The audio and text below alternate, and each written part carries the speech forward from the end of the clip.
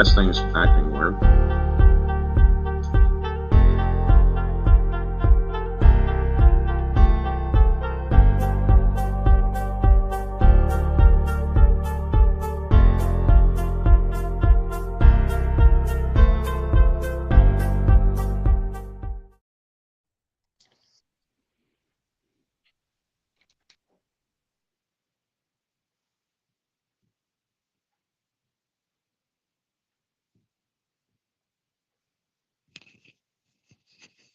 Weird, folks. It's Streamyard is fucking weird. Anyway, welcome back to Orange Hat Reviews, everybody. Hope you're all having a wonderful day. It is MCU episode 21, Captain Marvel. We have different opinions about this movie in the panel. So we are all going to discuss our different opinions. We're going to talk about the movie. We're going to give our thoughts on a specific deleted scene that I have queued up from online.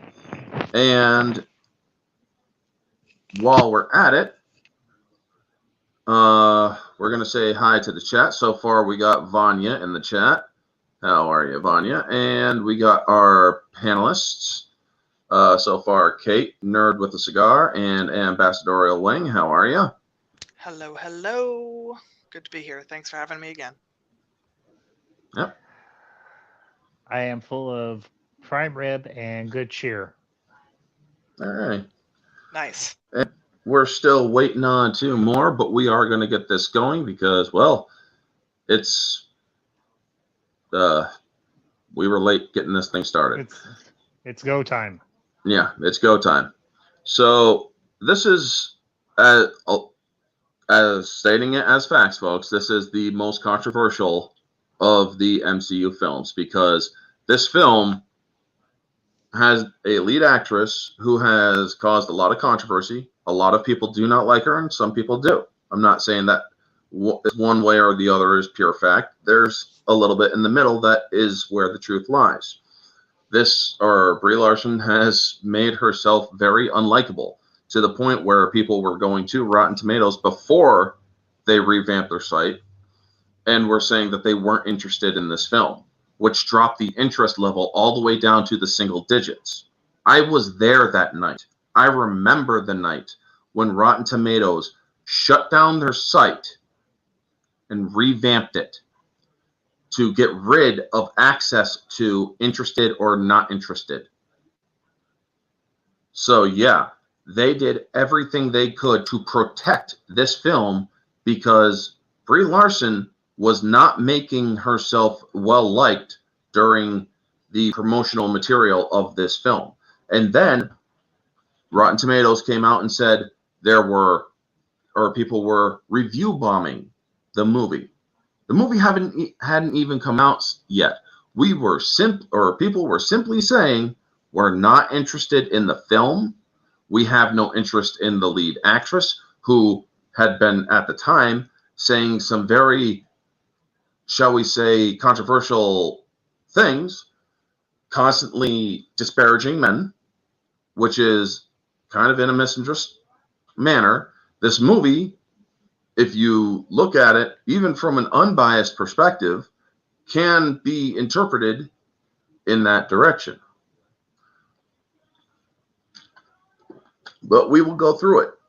I have a scroll on the bottom. Different opinions are welcome because some people like this movie, some people don't like this movie. And to those who don't like this movie, well, it's okay to be wrong. Just kidding. Nice. Different opinions are welcome. So the one thing I did like about this movie is the tribute to Stan Lee at the beginning. They, instead of doing the normal Marvel Studios crawl, they had Stan Lee in all of his different scenes floating through the beginning, which was nice. Amen. Hallelujah. Yeah. Mm-hmm. Because Stan Lee had passed before this movie came out. However, he was alive to film this movie's cameo as well as Endgame's cameo. He made it through the Infinity Saga or through its cameos. However, he did not live to see the final products come out. So, We then see the beginning with the flashback dreams, but with altered memories, a scroll attacking her, and this mysterious woman. And then she wakes up on the Kree homeworld of Hala. And, well, a lot of people, many of their main critiques is she doesn't show any emotion. And here's the thing, folks. Yes, I have even said in the past that she was a block of wood, essentially. She was worse than Plank from Ed, Ed, and Eddie. However, you know what?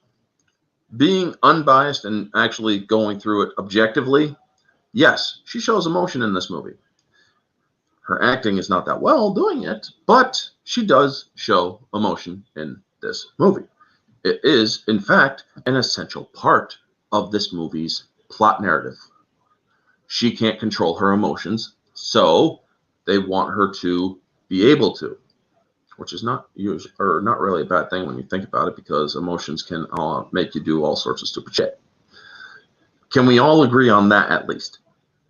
Yeah, as a like a UFC or just MMA fight fan, I will say, as far as like following fighters who are actual fighters, not people playing fighters, emotion, it doesn't do you well in like the octagon or in the ring or on the mat or whenever you're sparring. If you get angry and you want to go for headshots, you're weak and you're vulnerable.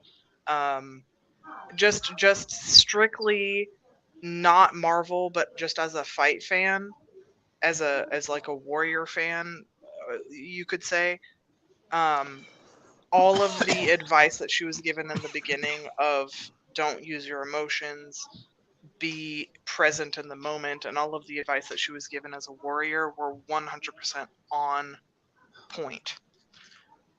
Well, and the other fact is she had not been around other humans for several years, as far as we understand. So 6.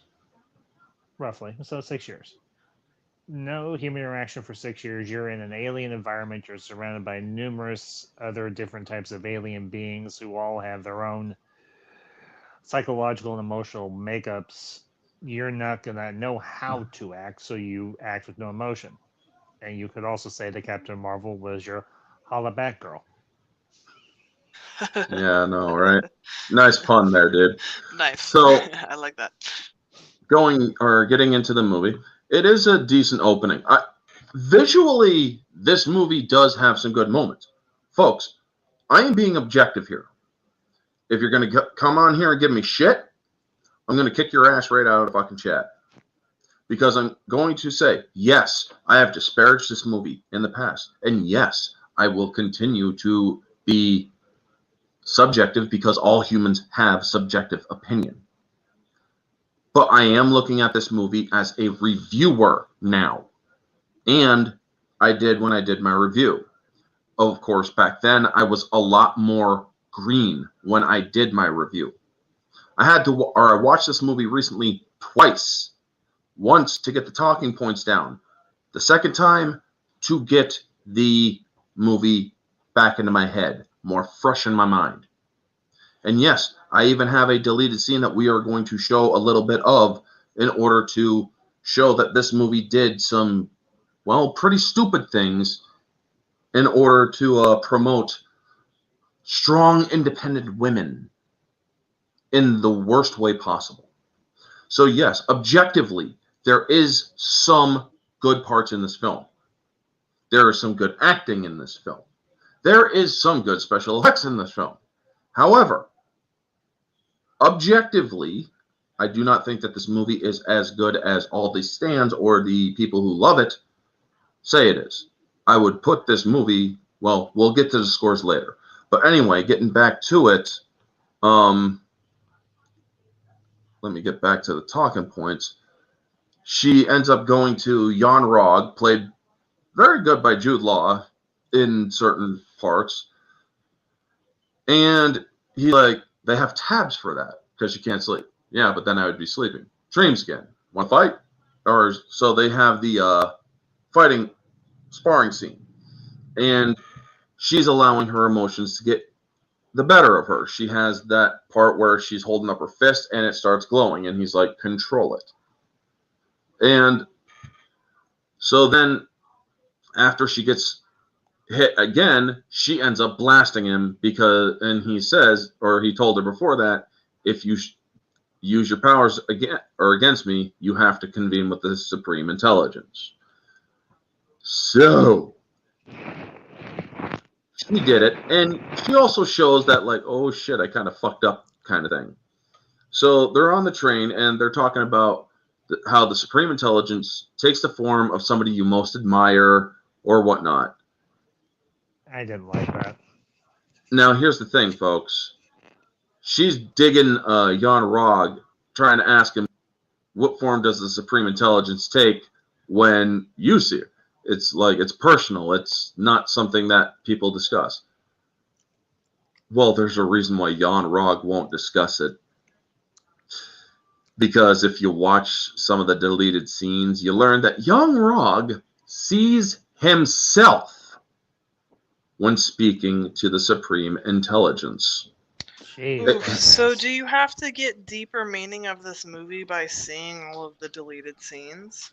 There is a little bit of stuff here and there that provides additional context, yes. See, However, that's an issue that I would have with a movie. And a movie should stand on its own. If you're going to delete scenes, that means you say, this movie doesn't add to the context of the film. If I need to see deleted scenes in order to understand the context of the film, that's a negative toward your film. Yes, it is. You feel me? Oh, yeah, definitely. Okay. I was like, I'm not trying to be an asshole toward the film. I do have notes here of things that I liked about the film.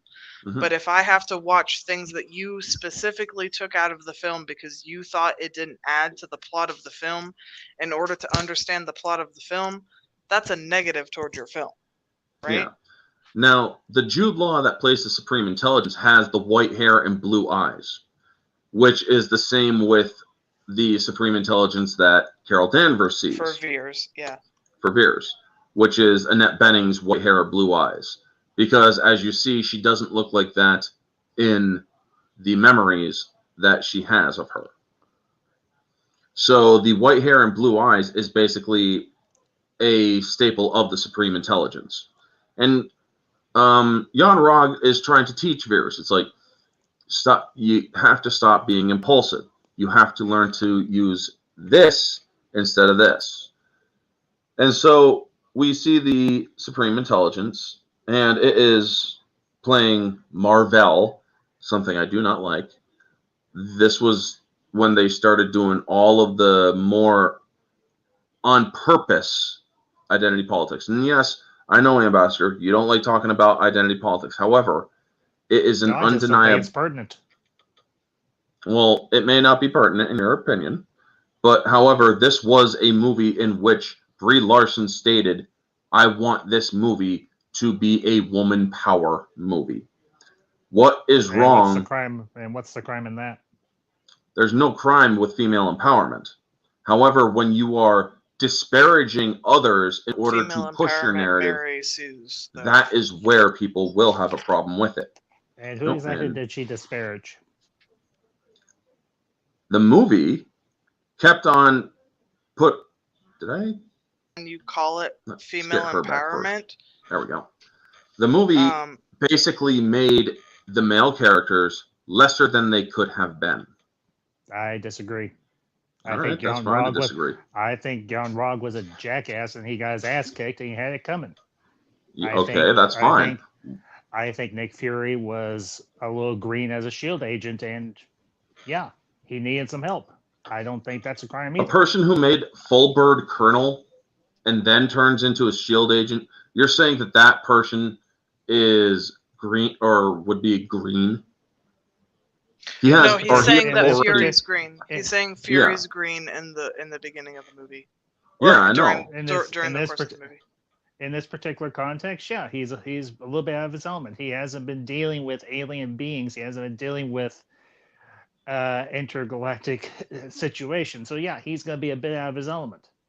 I will say though, for the context of this movie, like rewatching it for this panel, I had to separate what Marvel has done with the Krees and the Skrull moving forward. Very Like much. I had to ignore, like in order for me to be on this panel and objectively talk about it, I had to ignore Secret Invasion as a I haven't watched it. TV show. I haven't watched it either, and I refuse to watch anything of the MCU I nowadays. haven't watched it, but I've watched a lot of reviews of it. So Yeah. like I may eventually. while watching Captain Marvel, I had to ignore what I knew about Secret Invasion in order to, does that make sense? Like Yes. Mhm. it exists separately in this context because it hasn't existed yet.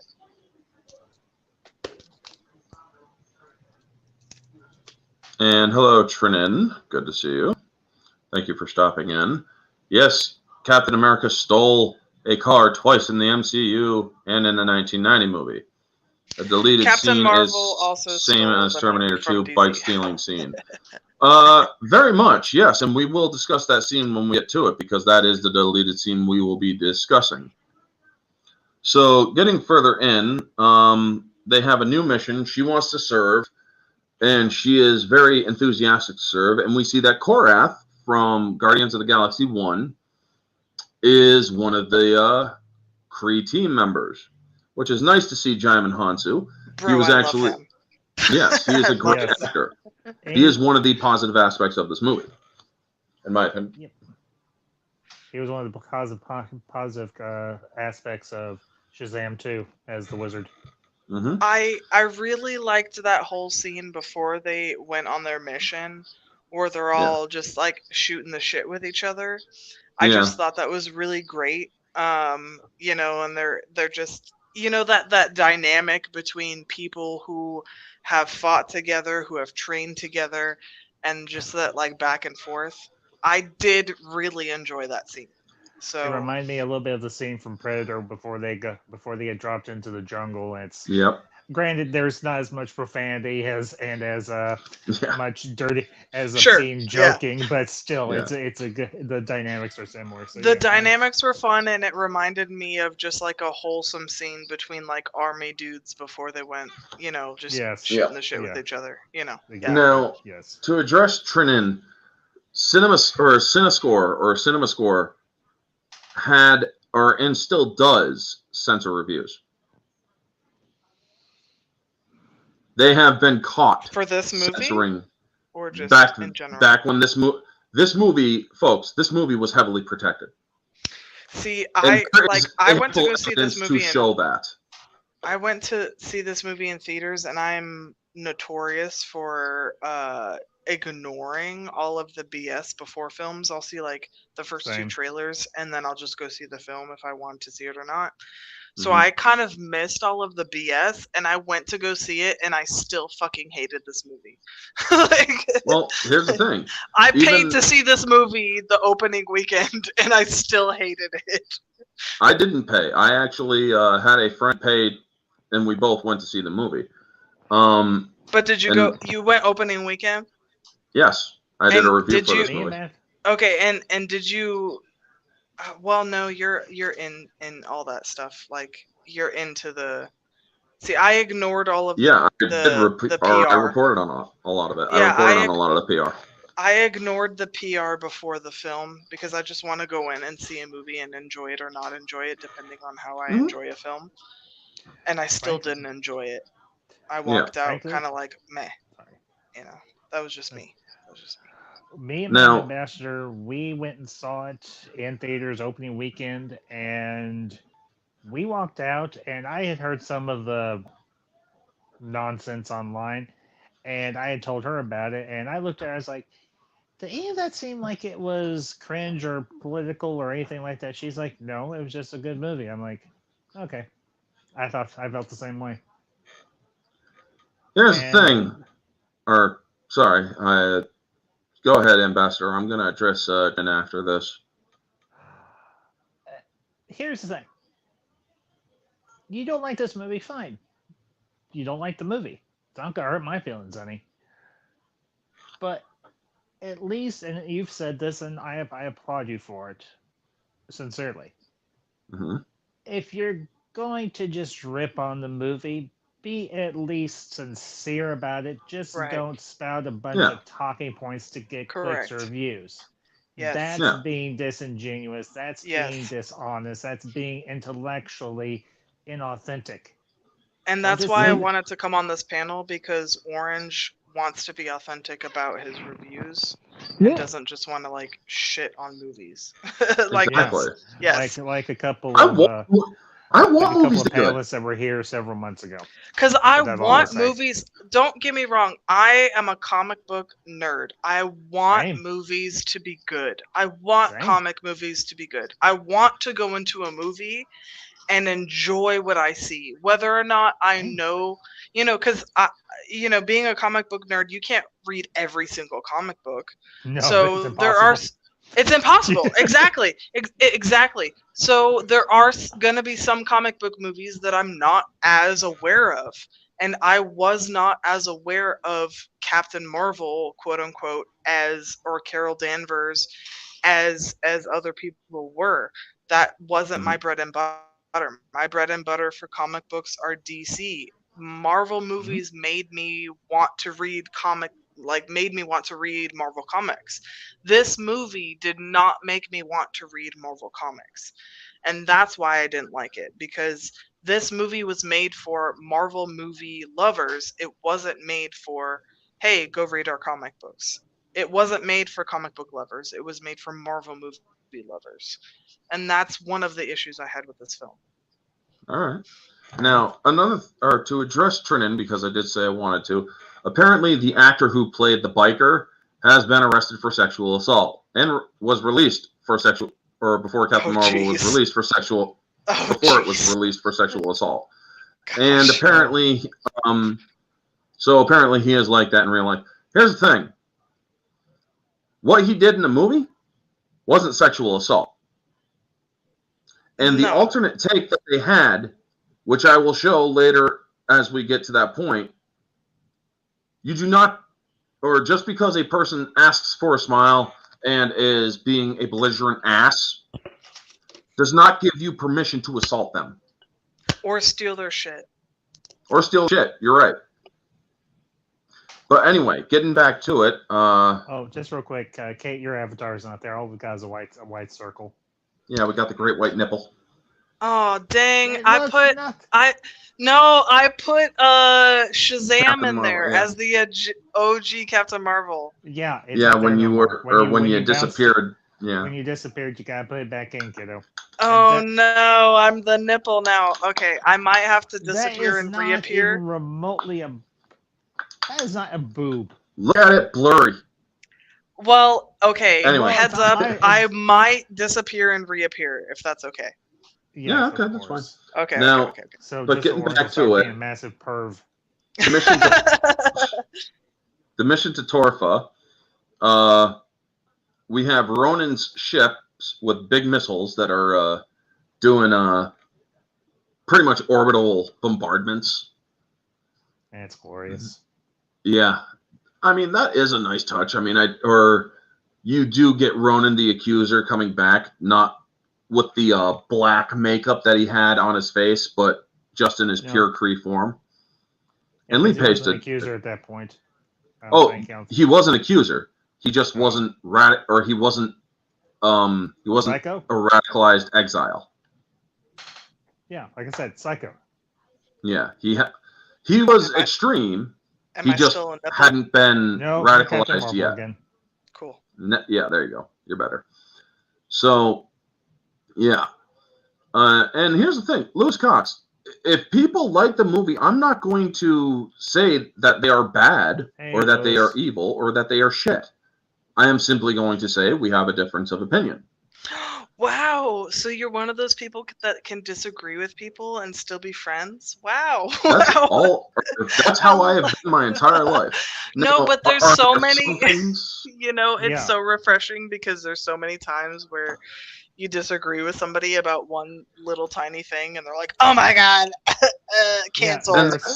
Yes, and that's I'm going to make this joke. There's so many geeks and gamers out there who are just bitter, angry, hateful little crap heads who dropped out of high school. You're not exactly wrong. Yeah. Now, I'm not And going to now say just all the ripped geeks off and of everybody gamers. else's hate. I will say this. I'm not going to say all the geeks and gamers are like that. A Well, good just the number, majority. sure. Sure. A good number, sure. But OMB Reviews, Odin, is not like that. Yeah, I will say, Ambassador, you hit the nail on the head when there's a disagreement about certain things. It's like, hey, I liked certain things about the Disney Star Wars. How dare you? You know, and Well, even Yeah, Jeremy here's- from Geeks and Gamers thought, or he likes Ahsoka, or he likes the Ahsoka character. Now, I'm I not, like the Ahsoka folks, I'm not character. here- Yes. Okay. Yeah. Yeah. I'm not here Let's to not get off on defend Geeks and topic. Gamers because honestly, I have my own issues with them, especially after the Prey thing or the Prey movie came out, and they were freaking using a literally racist freaking term or a literal disparaging term. No, that was a good movie. For I that movie. or for that film. Because And I'm there's a sorry, bunch of- you don't use, or when they come out and say, well, it was in the language. No, the Comanche language does not have that word in I know their the word. language. I Yeah, know we that do, word. and I we're know not the going to word. say it. But no, then, Prey was a good movie. Yeah. I'll stand by that. Prey was a and good I movie. will too. But but I do want to. Sorry to get off track, but Get Prey on was a good topic. movie. Stay on target. I do want to Target. clarify before we get back into it. I disparaged that movie too because of the marketing was shit. However, when I saw the movie, I actually liked the movie. I wish they would put it out on digital. But I agree with you. Yeah, I'm behind you on that one. Getting back to it, we see the mission to Torfa, and we get, hey, Elena, good to see you in the chat. And we see that they are looking for scrolls named Talos, also for an agent whose cover may have been blown. And folks, as much as I do like the idea of the scrolls and whatnot, I do not like how they made the scrolls good guys. The scrolls are inherently bad guys in the comics. Yes. Yeah. So I went into this is another thing that I had a problem with. Yeah, I went into this movie after just reading the Kree and the Skrull War, and then I had read a comic book where Deadpool takes on a Kree invasion, and it's a great. I'll have to send in the chat or like to you the comic book because it's hilarious because it's Deadpool versus Kree and it's hilarious. He probably just tried them all, and it was glorious. It was so fun. Did you read that one? No, but I took a guess. And not to get off topic, but I went into this movie. I was like, okay, I know about the Kree and the Skrull War. I know about Secret Invasion. I know about Deadpool versus Kree. Let's go. And then I was like, wait a minute, who's the good guy? Like, I was confused. Kind of the same way when I went into Spider-Man, and I was like, wasn't Mysterio the bad guy? Like, what is going on in this movie? And that's why I said earlier, Marvel doesn't make movies for comic book fans. They make movies for Marvel movie fans. Exactly. Just for movie fans in general. Correct. And here's the thing, folks. They did say, Kevin Feige said this early on in phase 1. We are not making the movies honor the comics 100%. This is a multiverse. MCU is Earth 199,999. The prime Earth is Earth 616, and that is the comic book Earth. Right. So the problem with what they're doing now is that they're trying to make Earth 616 into the MCU. They did it with Doctor Strange. They did it with Loki, and that is where they are going wrong. And I think that even the actress for Miss Marvel, or what was the name of that show? It's Miss Marvel. Miss Marvel. Yeah. Okay, she even said in interviews, "I think this is the universe 99999. This isn't 616," and I agree with her. I was like, yes, she knows her comic books. I think this is 99999. I don't think this is 616 at all, which is goth chick. yeah, like she read the comics and then they kind of shut her down after that. They're like, stop talking in interviews. And I was like, no, let her speak. She's reading the comics. Good for her. But you know, that's fine. Make a multiverse, make it something different. That's totally fine. I did the same thing when Civil War came out. I read all of Civil War again before Civil War came out, and I was like, yeah, this is what I'm gonna expect. And it wasn't, but it was different and it was okay. But make it good if you're gonna make it different. You know what I mean? Exactly. And here's the thing. They did say they were making things different. We can't make it 100% like the comics because, well, one, Ultron was made by Hank Pym in the comics. Yep. Right. Yep. Yeah. So, and we didn't have Hank Pym yet until later when Age of Ultron was swinging around. He came in after Age of Ultron, so it doesn't make sense to have him making Ultron.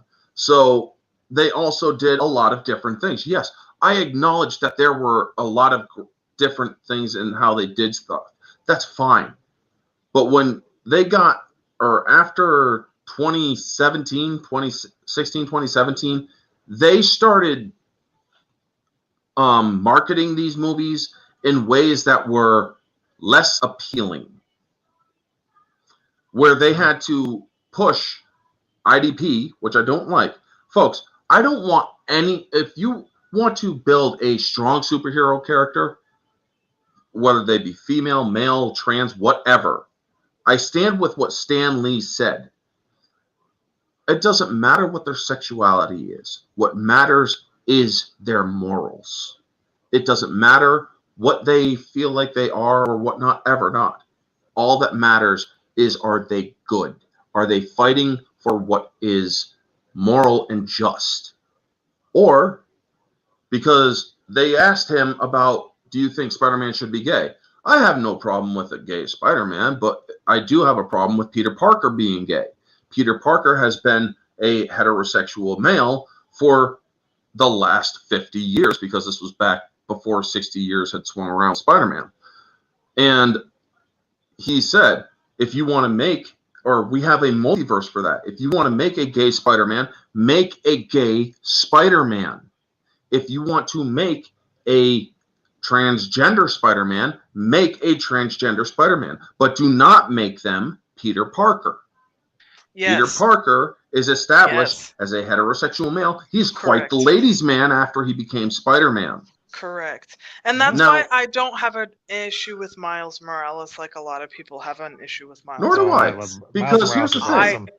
I like Miles Morales. He's a different Spider-Man. He's in a different universe. And I enjoy that character. Yeah. I enjoyed the movie. Oh, I didn't see the second one that they just came out with.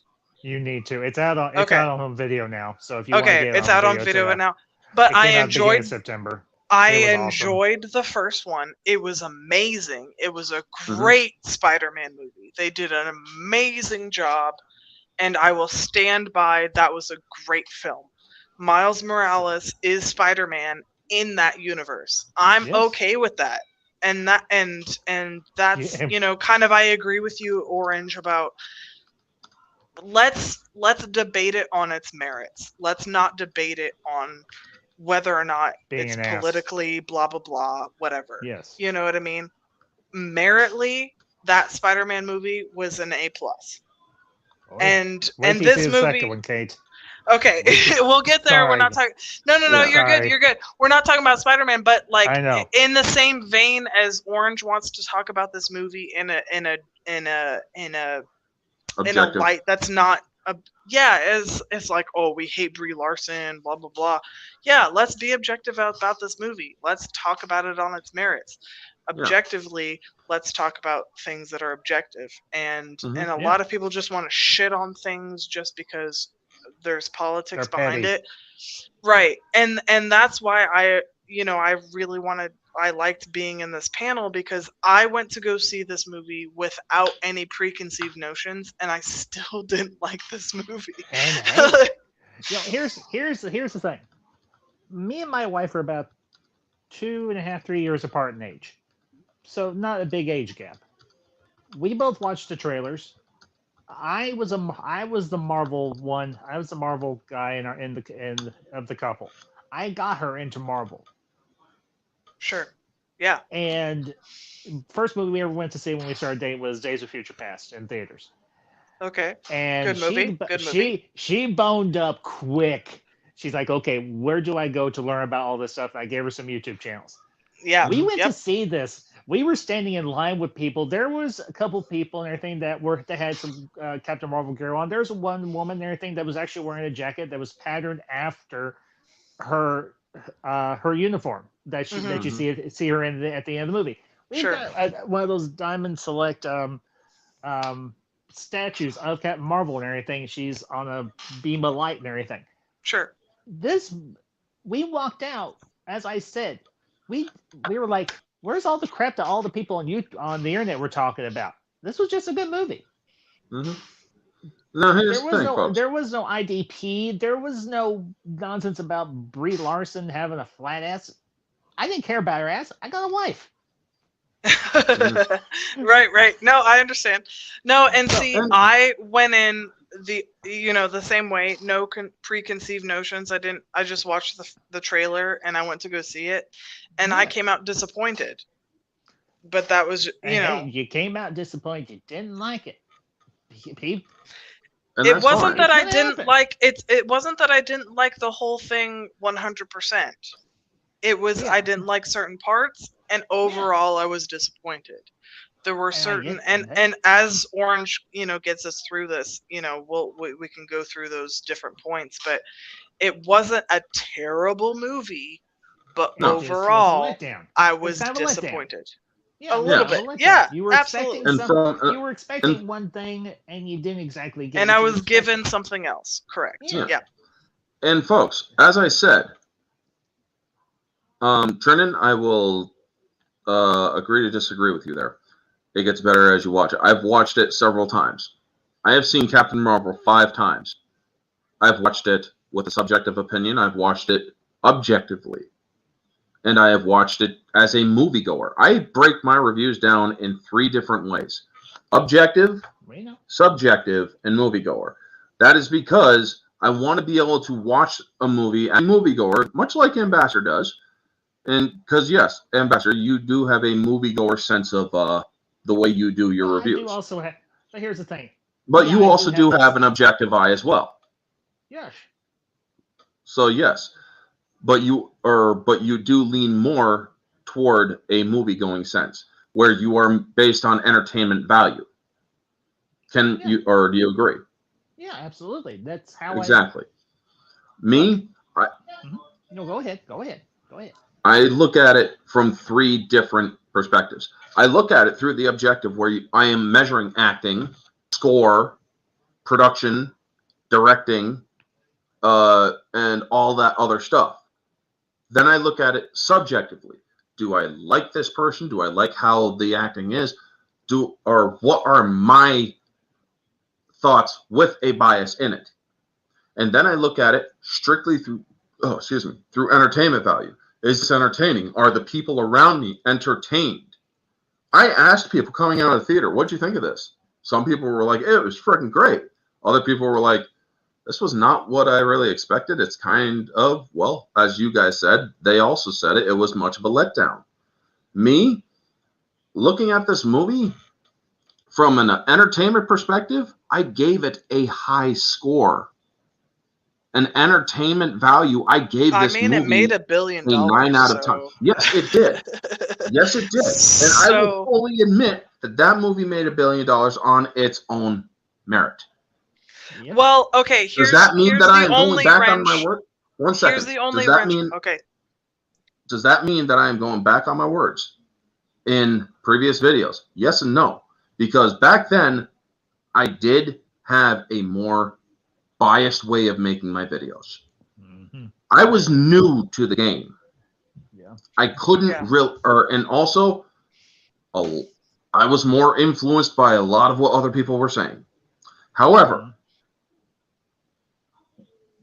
the no part of it is people are allowed to change their opinions as they grow and as they have more experience, they can actually look back on their things like, maybe I was a little too harsh on this. So I've actually admitted before, when I completely destroyed the Harley Quinn movie, I can't remember what it's called. Birds of Prey thing. Yeah, that one. Emancipation of Harley Quinn. Yeah, that thing. I completely destroyed that movie. However, God, that movie I was got terrible. a lot of freaking feedback being like, you are completely off base here, man.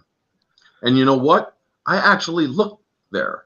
Or, hey, Riot, and that's okay. If you got busy, that's fine. Hey, Riot, what's up? We missed you. Get your butt in here, kid, if you're able to. It's okay, Riot. We still love you. Exactly. And here's the thing. Here's the thing. If, or what was it? Yeah. I got feedback, and I was told you were way off base. And you know what? In retrospect, I look back on it. Yes, I was. So, getting back to the movie, because we do got to get back to this. Yeah, because this is a movie discussion. Sure. Yeah. We get to the planet Torfa. We get their the Kree engagement against the Torfans, and then we learn that they're all Skrulls. And sneak attack. We see that it is a sneak attack. It's an ambush. And we see Veers or Carol get taken by the Skrulls. Specifically Talos, played by Ben Mendelsohn. Now, one thing I will say, Ben Mendelsohn played his character plus the S.H.I.E.L.D. character very well done. Oh, he's a great actor. Yeah, of course. Ben Mendelsohn is a great actor. He's amazing. Yeah, he's a great actor. Great as Orson Krennic. I have a feeling, I will admit, and I've noticed this a lot in like recent media, where the acting outdoes the writing, and the actors are aware of it. Oh yeah. You'll see it in interviews, either pre or post production, whether or not they're trying to sell the film. Like the writing says this. The actors understand the character because they're getting into the character, and they're like, I think my character should do this, and the writer's like, nah, bro. So I've seen in recent years, maybe the past 5-10 years, where the acting outdoes the writing. And I would say that for this particular character, that is the same way. The acting outdoes the writing. He does an amazing job of his character. I love him in everything that he's been in, even when the writing is kind of subpar. He's a good actor. He's a good actor. It is true that a good actor or actress can elevate the dialogue that they are given. Absolutely. Now, if only... Oh, okay. Brief joke, not a big rabbit trail, so don't take it that way. Now, if only the acting had been as good in the sequel trilogy. Yeah. In totality of it, all three movies. Yeah. Now, if only the actors and actresses had been able to work through the absolutely horrendous writing. Yeah. Imagine how much better those movies would have been. Okay. Now, as back to Ben Mendelsohn. Yes. You said something about how he played Krennic very well. I have often said, folks, and you can go back to earlier videos, that Rogue One is Disney's best Star Wars of Disney Star Wars. Yeah. Well, Solo was good. Solo good, but no. I have thoughts on some of Solo is good. Other of it is different. Yeah, we'll discuss that later. Anyway, getting back to the movie, we get Captain Marvel. Yeah, we get the memory lane of her on Earth, Lashana Lynch. I will say I did like that scene of them perusing through her memories and them going, focus on that. No, rewind. No, wait. And there, it was it kind of reminded me of Total Recall a little bit, where they're like going through his memories, or going through her memories rather, and trying to figure out, wait, who is this woman? We're trying to figure out information because she's a Kree. wait, no, she's not really a Kree, and they're Terran. confused. Right, They were confused, yeah. they're confused about her memories because she's not actually Kree, and I liked that scene. That was a really good scene. And another thing, they actually had another good actress in this movie who played her younger version, or her child self, which is McKenna Grace. Yes. Who people will know more from Ghostbusters Afterlife. Yes. I liked her in that movie that she was in with the guy who plays Captain America, where she was like the savant kid. Chris Evans? She was like this. She was in Push? Was it Push? I forget the name of the movie, but she was this savant kid. Her parents died, and her uncle basically has to raise her, and her uncle was... No, it's not Push. It wasn't Push. No, but Push she was this just the like... fancy power thing. No. She was like this child prodigy, and there was this amazing scene where she's just like really good at math, and she like proves all of these astrophysicists wrong and these mathematicians wrong just by being like this really cool kid. Anywho, I'll have to look it up after. I'll send it to you. Yeah. But she, I think it's the same actress, but I've seen her in a couple of things, and I like the actress who plays the younger version of her. I saw her first in CSI when or in a CSI episode where she was playing a younger version of a person who remembered something years later. Yeah, the problem of this movie wasn't the acting. No, unless we're debating like Brie Larson's acting. We'll get to it. Sure, but the flashbacks and the memory scenes were great. I enjoyed them. LaShawn Lynch's Monica Rambeau, that scene between the two of them where they're on the tarmac and they're talking about, well, they won't let us fly combat. Here's the thing. I don't know if either of you remember this. The 1990s, even though women were allowed into the military, they were still not allowed into combat zones. They were still being restricted. They were being restricted from that that aspect, and that's what Monica and that's what Carol wanted. They wanted to be they wanted to be in active combat. They just you said Monica. I'm sorry, but Monica's the daughter. Yeah. You're good. Maria. Did I say Monica? Or yeah, you said Monica. Monica's the mom. Yeah. No, Maria's the mom. Monica's the daughter. Sorry. Yeah. Maria Rambeau. Yeah, okay, right. Maria. Sorry. Yeah, Maria Rambeau and Carol. They're discussing the fact that they want to be in combat, but the military still won't let women into a combat zone. Mm-hmm. And they even have that sexist asshole. It's like, you do know why they call it a cockpit, right?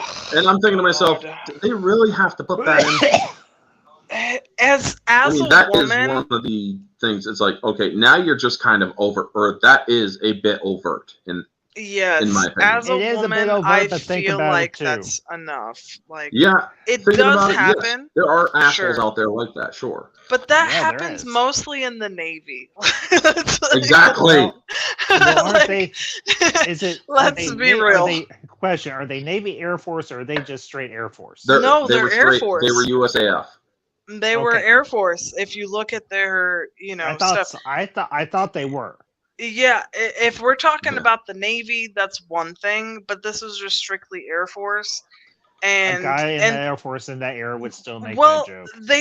They tried to do Top Gun with Marvel, and it just failed because they ended up making it like, okay, we don't want women in combat because we're sexist. No, we don't want women in combat because we don't want women dying. Like, you know what I mean? Like, I'm sorry. I'm a traditionalist and I'm a woman, and I'm gonna be the one that stands for women in this.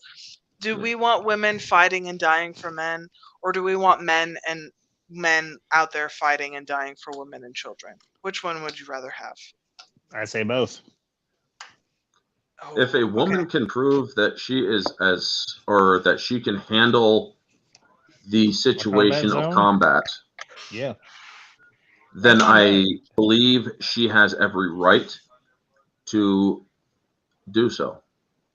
See, we might disagree a little bit on that. I'm a little bit of a traditionalist.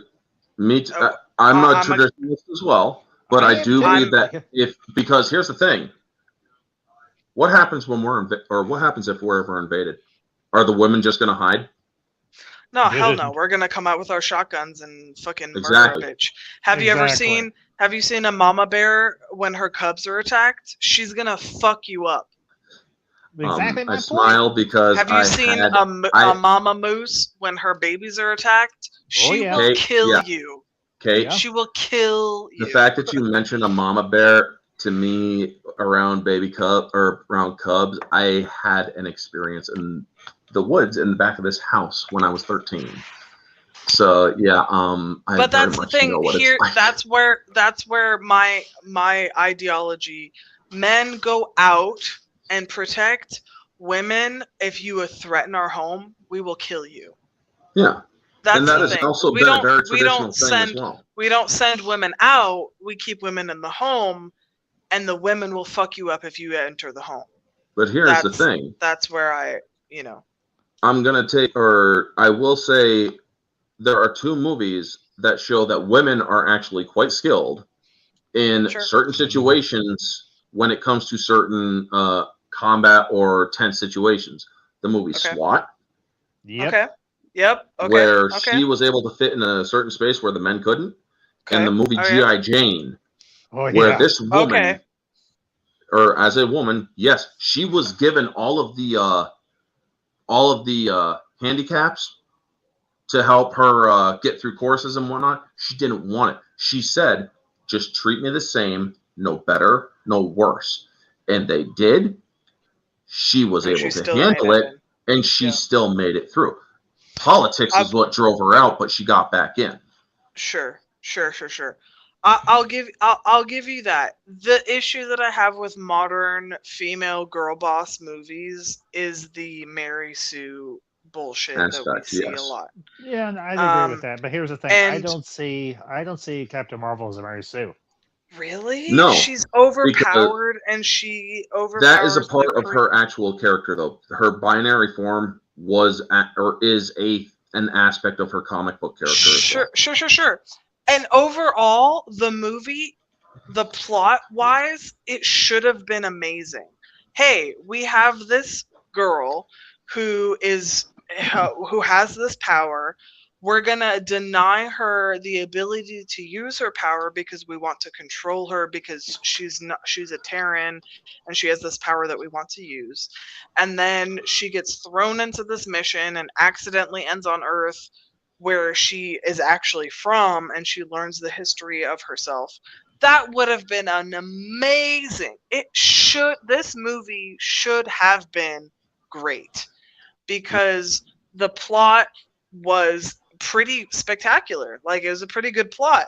However, I don't know if it was Brie Larson's acting or if it was just the direction of where they wanted this to go. Her entire plot arc was a straight line. She goes from being an egotistical maniac who is like, I'm so great. I don't need you to tell me what to do. And then she goes through this like series of events where she just gets told that she's amazing and you were right the whole time and you should have been standing up to Jude Law the whole time because he's a dick. Like, there was absolutely nothing that happened in the course of this film to make her go from an arrogant schmuck to hey, I'm going to sacrifice my life for the sake of these people or for the sake of my friends. There was no character arc. Her entire character arc was a straight fucking line. That's the issue that I had with this film, is that she was a Mary Sue with no character arc. And yeah, you are right, because the thing is, her attitude before and even after she leaves the Kree and even fights against them, exactly the same. She has the same attitude. Exactly the same. Yeah. Now, is there times in between those areas where she is more softer, and when she when she is talking with when Talos's wife sees her and she backs away, she's like, or she steps forward and she apologizes. She's like, I didn't know what we were going or what was going on.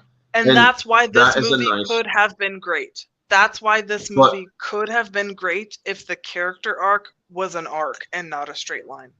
Because here's the thing. When she then fights against them, she's even more powerful, yes, and she's cleaning house. And the problem is, she still has that I can kick your ass any day of the week attitude. People like that. Honestly, there is a very great saying in the movie The Core from Bruce Greenwood. You have not really won until you have lost. Yes. A person who is always used to winning and who always wins doesn't have humility. Thank you. Yes. I don't. And that is the attitude that she portrays through this entire film. It's an inconsistency. She is supposed to have she has the heroic moments, yes. But does she have the humility to go with her character? No, she has no humility. Her ego is the size of the entire galaxy. Like she. Sorry, I don't see her that way. Go ahead. Go ahead, Ambassador. No, go ahead. I don't see her that way. I look at her in the same particular. There are several moments throughout this movie, but the one that really clinched it, me and Madam Ambassador have talked about it. I even remember the conversation we had after we got out after we saw it. Mm-hmm. There's a lot. There are not. It's not a one-to-one parallel or correlation, but there are similarities between either her as Veers or her as Carol Danvers and Steve Rogers.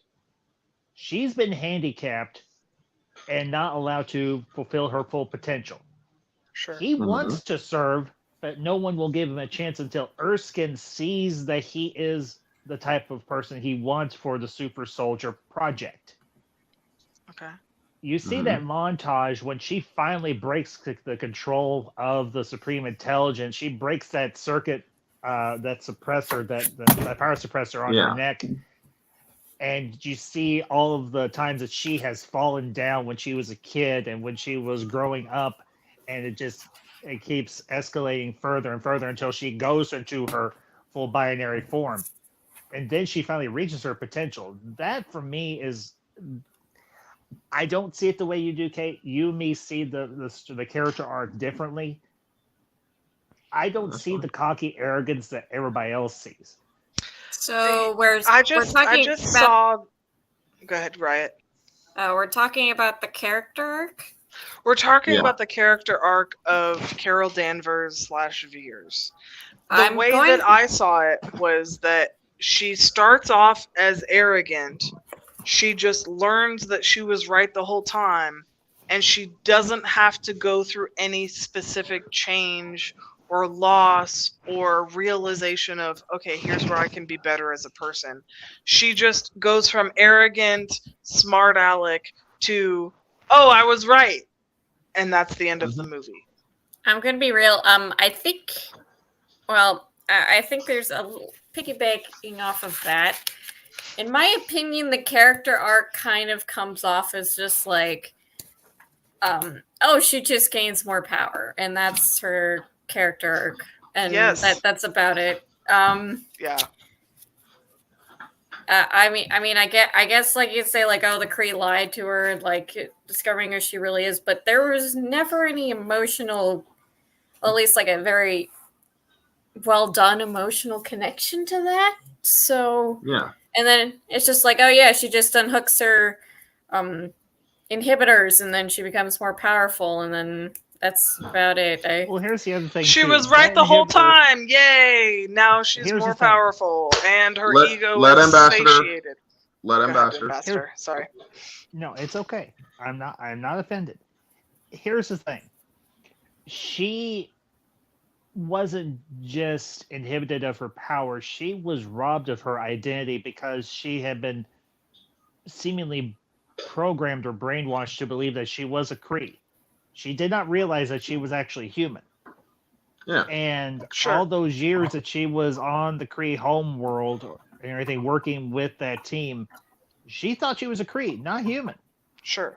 That was taken away from her. She did, in fact, lose something. So, losing your identity as a person is a loss. So then, if they're gonna do that storyline, they should have pursued that storyline more in the film and developed that character more. From what we saw, that wasn't the character arc that we got.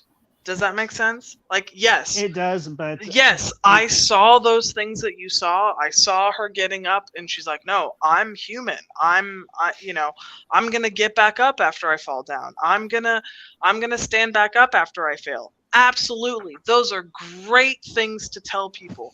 But that is not the character that we saw when we got out of the film. It was, I'm right, you're wrong. The Kree were all fucked up and they lied to me and I was right the whole time. That's the character that we got when we saw the film.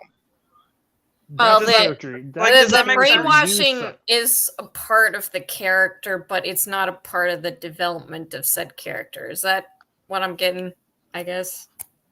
Yeah. What I'm saying is I didn't get enough of an arc of a character. From what I saw from the beginning of her being a smart aleck, arrogant piece of shit to the realization that, oh, I was right the whole time. You guys you lied to me and I'm okay with being exactly who the fuck I am. An arrogant piece of shit.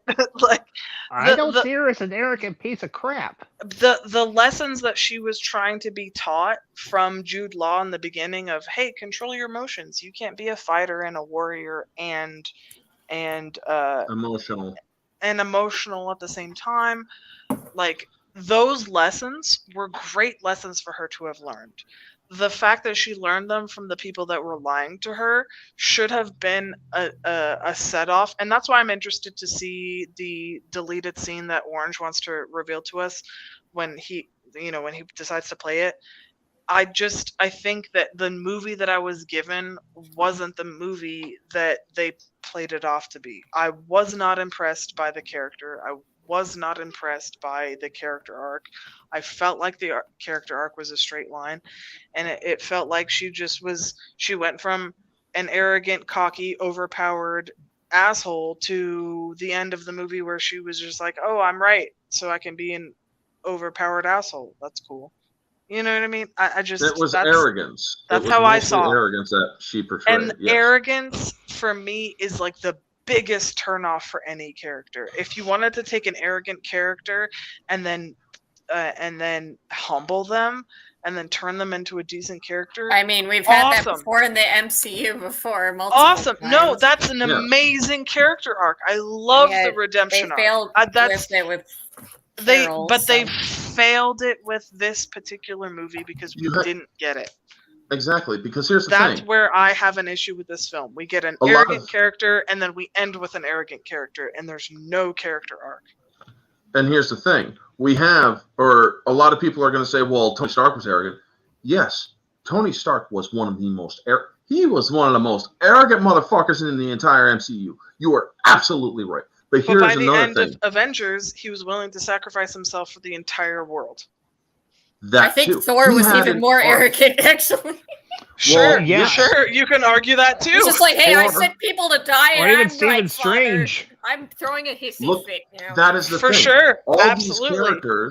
All these other characters, Thor, Captain America. Captain America was slightly different. But Thor, Stark, and other characters, Doctor Strange, all of them had a sense of arrogance and a sense of superiority that said, I am better than you and I am just that good. But when they had to be brought down so low that they had to lose in order to come back and find their way. But they found their way by walking that downtrodden path. Correct. Yes. Tony Stark got his ass nearly killed and had to escape terrorism. Doctor Strange lost his hands, the most important thing about his life and his job, and he found a new path. Thor was one of the most arrogant motherfuckers, and he was a warmonger. He thought he was going to be stuck on Earth forever, and then he gave up his life for his friends. And he had to learn the gentleness. He had to learn the kindness and compassion in order, and humility. Folks, humility is a staple of my channel. He had to, or that is why I like Thor 1 better than a lot of other MCU movies. Thor 1 is one of the best, in my opinion, when it comes to a character arc where somebody has to, or somebody who was a literal god was stripped of his power and had to regain it by finding a new path and by not being that warmongering god that he once was. He had changed. He had become humble because he was forced, not just because he was forced to, but because of what he was around and the people who were around him. And Carol Danvers did not go through that character arc, in my opinion. And that's why I don't like this movie. What she brought down, That's your opinion. what she brought down, yes. She realized, fuck, my life was taken. Yes, I will look at that, and I will examine that. Yes, her life, her memories were taken from her. I will fully fucking admit that. But at the end of the day, honestly, sure, however, lean into that despair. However, she doesn't carry any of the humility from her realizing, shit, I've been lied to all this time. But I think what the issue is, I think the issue was she didn't have to face consequences of her own actions. Thor had to face the consequences of his own actions. The other characters had to face the consequences of their own actions. Yeah, but here's the thing. Carol only realized, like, the course of the movie, the only thing that she discovered on the way along her path was that she was right the whole time and the people who were training her were lying to her. So she didn't have to face I fucked up and I have to face the consequences of my actions. She had to face I was right the whole time. It was right for me to be arrogant and cocky against Jude Law. It was okay for me to be, blah blah blah, emotional and too arrogant for my own good. She didn't have to reach a low. She didn't have to reach a low. Thor had to reach a low of a bad thing. It's a bad thing because that's not a fucking character arc. That's I just realized I was great. Like, the only realization that I had was that was amazing the whole time. It would be different if it would be different if Carol Danvers in this movie was not so. If she lost her best friend, or she made a mistake that somebody died, or she had to face the consequences of her actions. Like the arc she goes through. Okay, it wouldn't be as bad if her personality was better. But the fact of the matter is, she is almost on the level of arrogance as probably Doctor Strange, and yet but she can actually never got kicked down hard enough to actually humble her personality. Yeah, but Ambassador, here's the thing. Arrogance is the worst quality you want to have in a hero. I'm the shit. Okay, who cares? Who she cares? Doesn't have any consequences. Who cares? Sometimes she you never need... She never had to face the consequences of her own actions. She never had to face the consequences of her own actions. Ambassador, what are the consequences of her actions?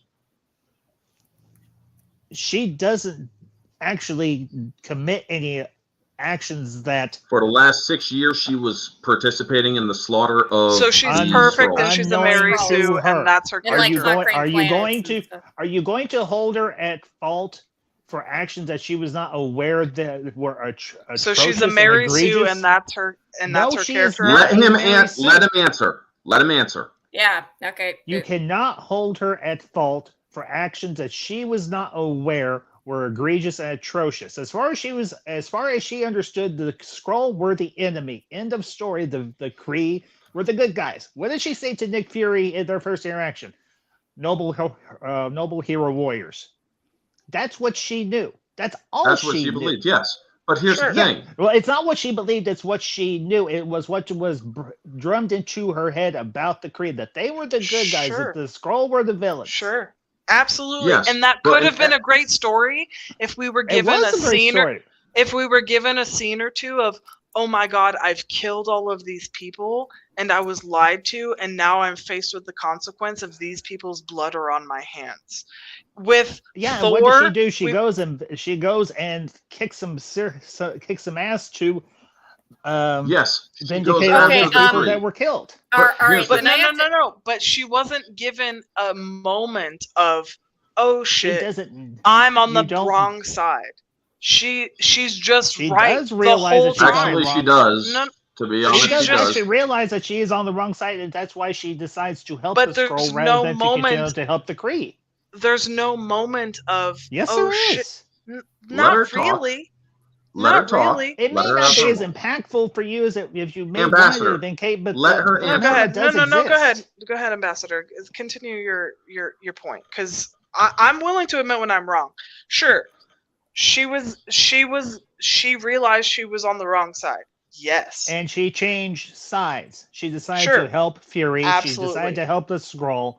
She may not Sure. have that moment may not have been as big as you may have wanted it to be visually or dialogue wise, but it does happen. It does exist. And when she realizes the side that she's on is wrong, she's like, okay, I have this power. I'm going to use it to free these people, save some lives, and deliver a warning to the rest of the Kree. You come knocking at the door of my home planet again, I'm gonna bust you up.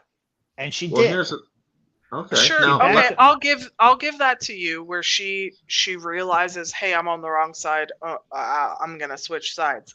Maybe where I think that there's not a lot of depth to it is that we've already seen Guardians of the Galaxy defeat Ronan, because like her whole That's moment, true. we were given a moment of her time in the 90s. So now Mhm. this is a moment outside of, we've already been given Avengers Endgame, or no, sorry, Infinity War. Infinity War. We've already been given Infinity War, and then we're given her story in the middle of it or before Yeah. it, per se. Yeah. So sure, I'll give you that. She's an arrogant, whatever, emotional person. There's no depth to it because there's nothing that we've already seen what happens. Like Mhm. we already know That's Coulson our- already died, to Yeah. get the Avengers And together. We that's- already and know here's what the thing. happens. And so maybe that's where the issue is with the writing, as far as like where the placement is. Yeah. I'll give you that. I But as far as like me coming into this movie and seeing this character, there is no character arc. There is a straight line of a character arc. And that might just be because they decided to shoehorn this movie in the middle of, we Yeah, need this they put overpowered woman to Essentially- help in the end against Thanos, which she doesn't really Precisely. do much. She doesn't really do Here's- much yeah. in Endgame anyway. yeah, here's but the thing. This that's movie another- should have been. This movie probably should have come out before Infinity War. I You agree could with have you still. there. You probably could have had the end credit. You could have had the end credit scene where Fury activates the beeper. And Sure. It's her symbol, and it still would have worked. And Sure. then you could have potentially had the Black Widow movie, good, bad, or otherwise. Before in then. between- Yeah. Yeah, in between Infinity War and Endgame. Here's Now the here- thing. I'm yeah, not, yeah, I'm not pissed absolutely. At you for your. I'm not pissed at you for your opinion. No, I'm not pissed at But- you for yours either. Like, we So- can disagree. It's fine. No, Yeah, it's totally fine. But this is how. This is simply how I see the movie. You see it a different way. This is my argument. This is a civil debate that normal adults would have. Sure, absolutely. I disagree So- with you, but Yes. you're okay. We're cool. Yeah. Yeah, exactly. I'm not Yeah. going to say you're. I'm not going to say you're a moronic idiot and leave the stream in a huff. No, absolutely not. What I will say is though, Marvel, this movie might have done better if Marvel had put it in a different place. And this is where This would have been a I said per- before, Mhm. writing is lower than the acting of the movie in Yeah. in these movies. It's like they're like, oh well, Honestly, we everybody got you know, in the Avengers movie, everybody got snapped away, and now we need some overpowered idiot to come in. What can we shoehorn into this? That might be the issue of this film. That might be it. Here's the thing: this would probably work better as a preamble or a preamble to Infinity War and Endgame. It didn't work. It didn't work as well in between the two, because essentially, this is one of the things me and Ambassador discussed. When you see her in her overpowered state, I look at her and I'm like, that's your Thanos Buster. Yeah. That's one hero, except for maybe the three big boys, that can take on Thanos on their own. She did. The only way he got over her, got around her, was he cheated. He pulled out the Power Stone and overpowered her ability to absorb. We'll get to that energy. in I know. I'm just elaborating. I do want to make a point here. Sure. Going back to the consequences thing, if they would have had some of the Skrulls confront her and honestly not be just automatically forgiving, because let's face it, she apologized. Oh, you're automatically forgiven. That is a very big. Let me finish. That is a very big problem that I have with this movie. Yes. The consequences of a person. The consequences. Look at what happened with Thor. He nearly he freaking instigated a war. Look at what Tony did. His freaking company was cutting under the table, was double dealing under the table. Or the war every hero in the movies had something that was tragically happening to them, or somebody that was not willing to forgive them. Even Captain America's problem was when he lost Bucky, he couldn't forgive himself. Yeah. Now, Carol Danvers, yes, at least some of the Skrulls would be like, I have a problem with this woman. I do not want, or this woman's, regardless of whether or not she remembered or of what she believed, or regardless of the fact that she was lied to, she slaughtered or she helped slaughter our people. Yeah. Are you telling me that, you didn't know? That doesn't erase the fact that you have blood on your hands. And that's why I think this movie could have been better if we had gotten one scene, just one, and it could have been in the beginning of her taking down like her first mission, and she was really proud of herself because she proved herself to her superiors of I was worthy, and she like massacred a village or something, or helped the Kree in some way, and then later realized, oh shit, I just helped eliminate the Skrull from this area. If we had just gotten one scene. Go ahead, Riot. Sorry. Well, all right. If I could interject here. She didn't know she was on the wrong side, but you know what? Tony also didn't know that his company was double dealing under the table. Exactly. So, he was an asshole, but he didn't know that. He didn't know that his weapons were being used to fund terrorists. So but he faced those consequences. Yeah, but he faced those consequences. Yeah, he had those consequences of other people's doing. So it's not like actions don't exist in a vacuum. Like they affect other people as well.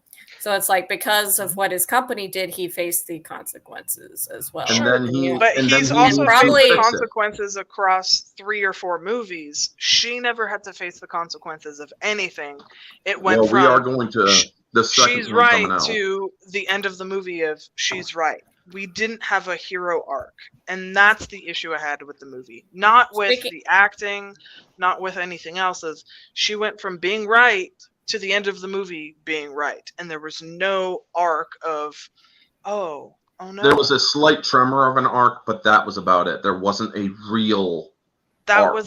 That's my issue with the movie. I do agree. Like I didn't see her as like that awful, I guess, even though Brie Larson's acting is like a wooden board, but she kind of just ended the same way she began, just more powerful.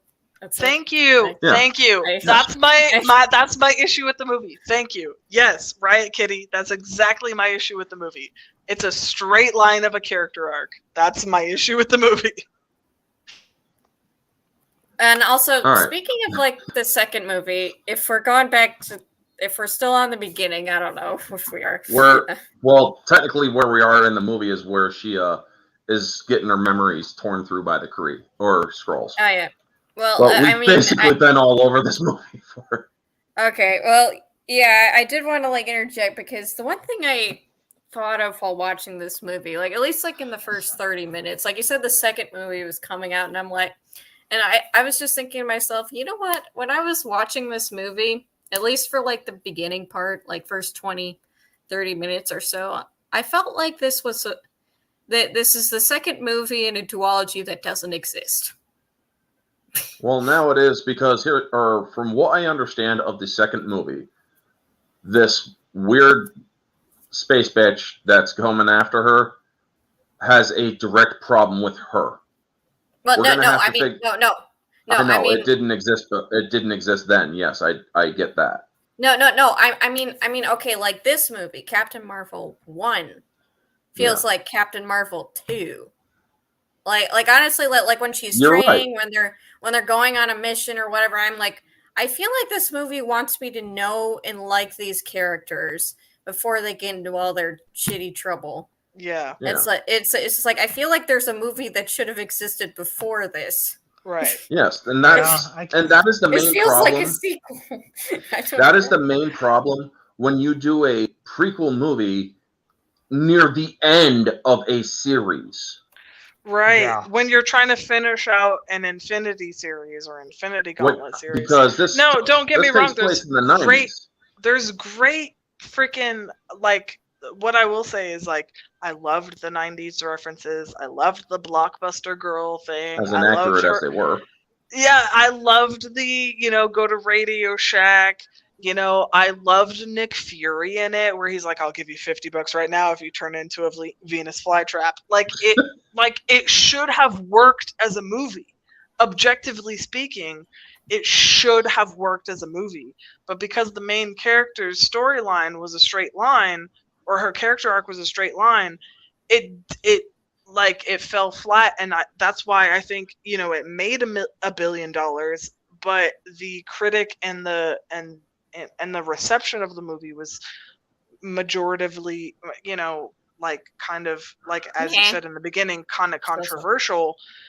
It could have worked as a movie if they had placed it differently in the timeline of the Infinity Saga. Well, no, it's not even just the placement. It's just like, okay, like removing like the saga, right? Removing like just looking at the movie. Sure. Like it feels like a sequel to a movie that doesn't exist. Yeah. Because at least the first 20, 30 minutes. It's just like, I'm like, I feel like I'm supposed to know and like these characters already. And that bothers me. I want to address this. And yeah. Well, and I went into the movie knowing about the Korean Skrull War already. So I was like, wait, aren't they the bad guys? Like, I'm confused. Yeah. That was confusing to me too. Because I actually read a little bit more comics. And then also... Yeah. Just in general, Carol Danvers not being the Carol Danvers. I like it better. I made $1 billion and got an ace. Here's the thing: a movie can make $1 billion. That does not make it good. No, that makes it successful financially. It makes it profitable. It makes it profitable. Yes, that does not make it a good movie. I have seen. I think where it was placed made it $1 billion. I have seen great movies that are flops. I have seen Treasure Planet is wonderful and it bombed. Amen, Riot Kitty. That movie got great. Treasure Planet too. They had sketches and everything. I mean, look at The Last Voyage of the Demeter. That is a great freaking film. It flopped. It was released at the wrong time. They should release it. I liked Haunted Mansion too. I saw that. Like that's Haunted Mansion too. Sure, but that's a Disney movie. here's That making $1 billion. Yeah, of it should have been Disney. released in October, and that flopped. Yes. Like, because they released it the wrong year because they wanted to kill it. I guess I don't know. The making $1 billion. I will say that yes, I went to go see this movie opening weekend, and I had high expectations for this movie, and because I was like, oh, we're gonna call in this character Carol Danvers, who's super powered and who's gonna help them defeat Thanos, and then we get a movie that's just like meh. You know, it wasn't an F, it wasn't a D, it was just eh. It was a C. And it was a C plus. And C plus movie. And I will, to that comment of like it made $1 billion. No, it wasn't a flop. But also, I think a lot of people went to go see it because they were expecting, okay, we just saw all of our heroes die. And we just saw all of our heroes lose. Yeah.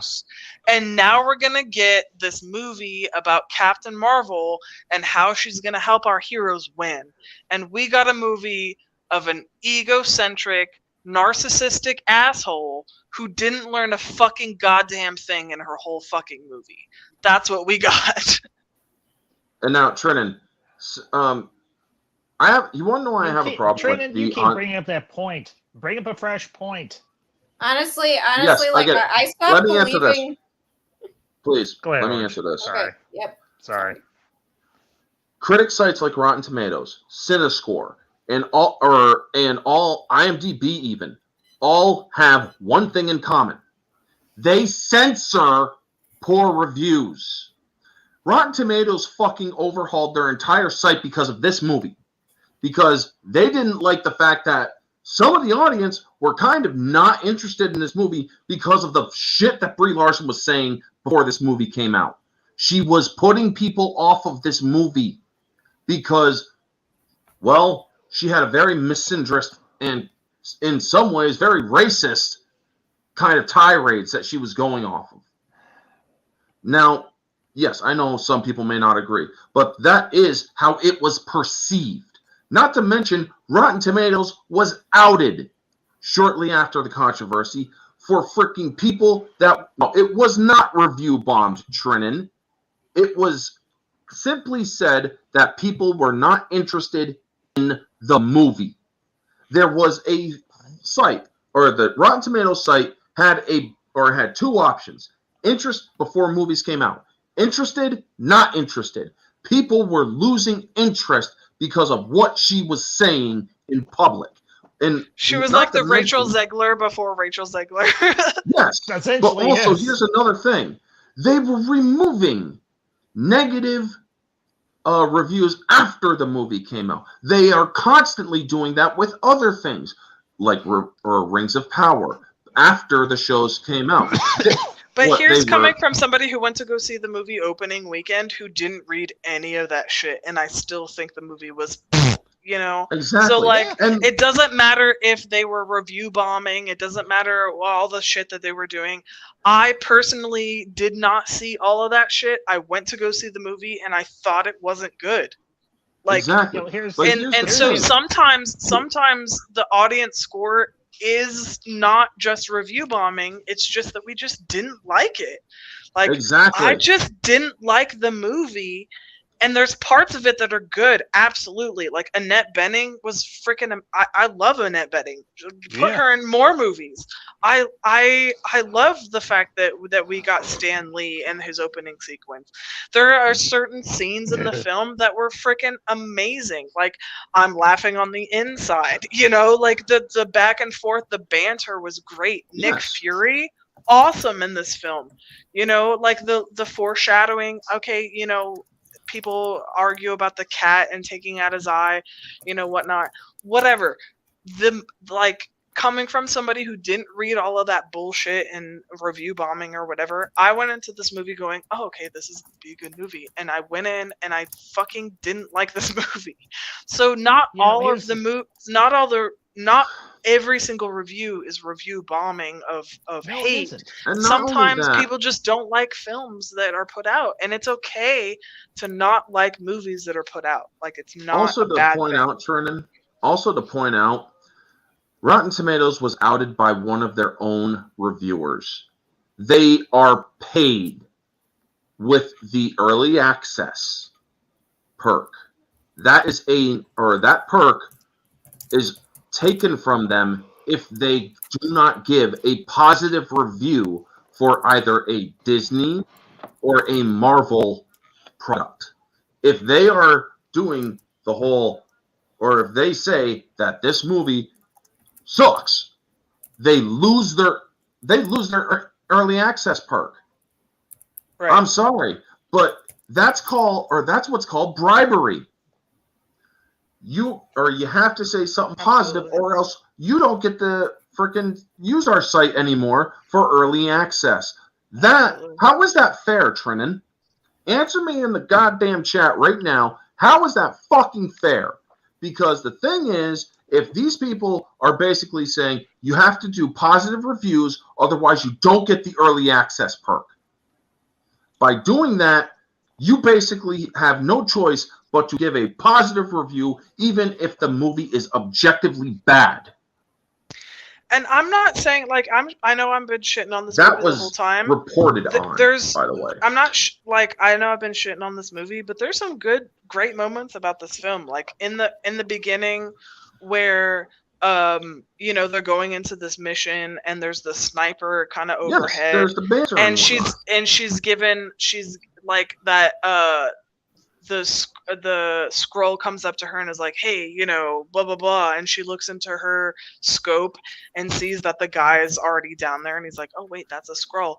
I was like, oh cool, that's a great thing to have, of like, you don't know who your enemy is. That's a great element of cinema, and I thought that they were going to pull that into Secret Invasion, the TV show, of like, you don't know who your enemy is. They could have played that the whole way, and in fact they did play that through the film, of like Nick Fury and his boss is like, oh, my boss has been a Kree this whole time, or a Skrull this whole time. That was a great, like, there are great moments of this film, and that I really liked, like the ricochet gun in the beginning. That was great. That was so fun. That sniper shot is pretty cool. Yeah. Oh, super fun. It shows great technology. Absolutely. And like, even like, I think that they baited us with nostalgia in this movie, between like Radio Shack and Blockbuster and playing like Desiree or like just different things. But go ahead. This is going to be something that Ambassador's not going to like. But you know what? As I said, this is all, or some of the shit that I am saying is verified. After a certain election, the Trump election in 2016, when he won and came out in 2017, and he said some controversial shit, like a certain country was a shithole. Well, there's a line in this movie that was admitted by the freaking directors that was placed in this movie in a reshoot, where Minerva was asked, have you been to C-53?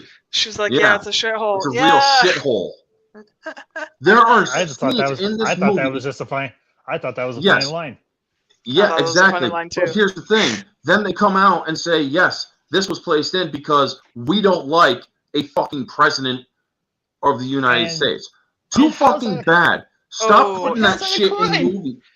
Yeah. Just let me finish. Let me freaking finish, please. Go ahead. All right. This is the main problem that some people have. We don't want real world events influencing our freaking movies. And yes, regardless of how some people feel about some shit or not, it is easily provable to show that that movies nowadays are influenced by reality, where people always went to the movies to escape the shit. All movies are, to one degree or another, influenced or inspired by actual real events, Orange. Yes, I am aware of that. But if you look, the most fictionalized movie has some basis in actual reality from somebody's real life, personal. Yes, there are those movies that are based on true events. But let me get to my point. I'm not talking about movies like Schindler's List or JFK. No. Ambassador, you brought up a good point. Yes, there are escapist movies, but here's the thing. Fiction is supposed to tell lies that reveal truth. And they do. And they do. Yes, absolutely. And like going into this movie, I thought that line was hilarious of like, oh yeah, that place is a real shithole. I thought that line was hilarious. Line. Talking about Earth of like, that place is a shithole. Yes, objectively, let's say you're an alien and you're looking at Earth and we're like fighting over uranium and water and just dumb shit like you know, politics or whatever. Yeah, absolutely. From an objective alien standpoint, looking at Earth, that place is a real shithole. I think that line was hilarious. But Yes, you know, Orange brings up a good point of now we have every single movie that we watch has to be like shitting on a particular viewpoint in political ideology. Now, did I go into this? I didn't see. Sure. I didn't see that. I didn't see that when I went in. Just personally, I didn't see that when I went in. But now let me finish I will my say, point. Yeah, go ahead. There are movies in the past that have also done the same damn thing. You are absolutely right, Ambassador, when you point it, or because I know that is another thing that is going to be raised. Here's the thing. It was done in such a degree because nowadays with the rise of social media and all that other bullshit, believe it or not, social media has actually done a lot of damage to Hollywood. And a lot of damage to how people see movies. Yeah, I'd agree. Yes, 1,000%. Because when movies, which were very subtle, even when they were making a statement here or there, movies that were, because even if you look at freaking movies like Ghostbusters 3, I love Ghostbusters 3, which is Afterlife, not that. Or even Don't Look Up. Don't Look Up. Yeah, but here's the thing: Ghostbusters 3, Afterlife. It's nothing but super guns back here. In a small town where there's literally no crime and shit, okay, it's the super guns. Look at what was happening in 2021 and 2020. There was fucking riots everywhere. There was a lot more shootings and stuff. So, yes, they had that in there for a tiny little thing on real life stuff. And that is because of a lot more social media. Now, if they had that in this movie where social media wasn't around, people wouldn't notice that shit. It would be more subtle. The problem with social media is it made Hollywood less subtle. Yeah. I'd say that is the point I am trying to make. It's okay though. It's okay if they're not subtle. Like I've seen lots of movies that are just holding up a mirror to nowadays. But the line that I draw is it good writing? Is it good storytelling? Because there's a movie I recommend a lot of people to watch it. It's a German film and it's called The Lives of Others. And it clearly is just a mirror to Eastern Germany or East Berlin during the 1980s. But it is a well-written film. You can write well-written things. Like even the Netflix movie Don't Look Up. They thought that it was a movie about one thing, but a lot of conservatives saw the movie and watched it and saw it as another thing. And you can kind of take what you want out of it. The point of storytelling is it good writing or is it not good writing? Objectively speaking, there are certain movies that are good writing and there are certain movies that aren't good writing. And that's how we should base our view on movies. Is it good writing and is it not good writing? It doesn't matter. One of the main aspects of an objective critique. Correct. Yeah. Absolutely. And so we can discuss whether or not it's good writing or bad writing all day long, and we can disagree or agree or whatnot. But it doesn't matter what kind of, like, if you're conservative or not or more liberal or libertarian or whatever, you can take a look at a movie and say, oh, wow, this is good writing because it kind of puts a mirror onto the world that we live in. The escapist or not. Like, the best movies that I've seen, I can watch Lord of the Rings, which is my favorite escapist, genre ever. And it still, I can go, oh, wow, that really applies to this real world that I live in. It doesn't matter what time period I live in. I can still see the objective good in the writing and and the mirror that it holds up to society, even though it is escapist. It's a movie that most people would agree that is fantasy and it doesn't apply to the real world, but because the writing is good and because the writing talks about real world things and real things that people deal with, whether or not you're an elf or a dwarf or whatever, or you're a space Cree or whatever, if the writing is good, you will see yourself in that writing, or you'll see the real world in that writing if it's good.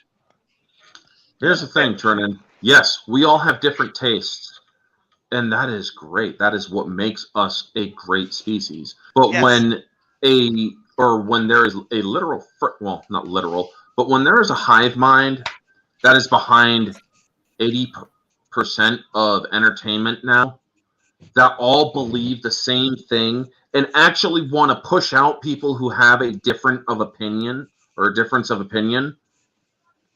people who are conservative politically are pushed out of Hollywood.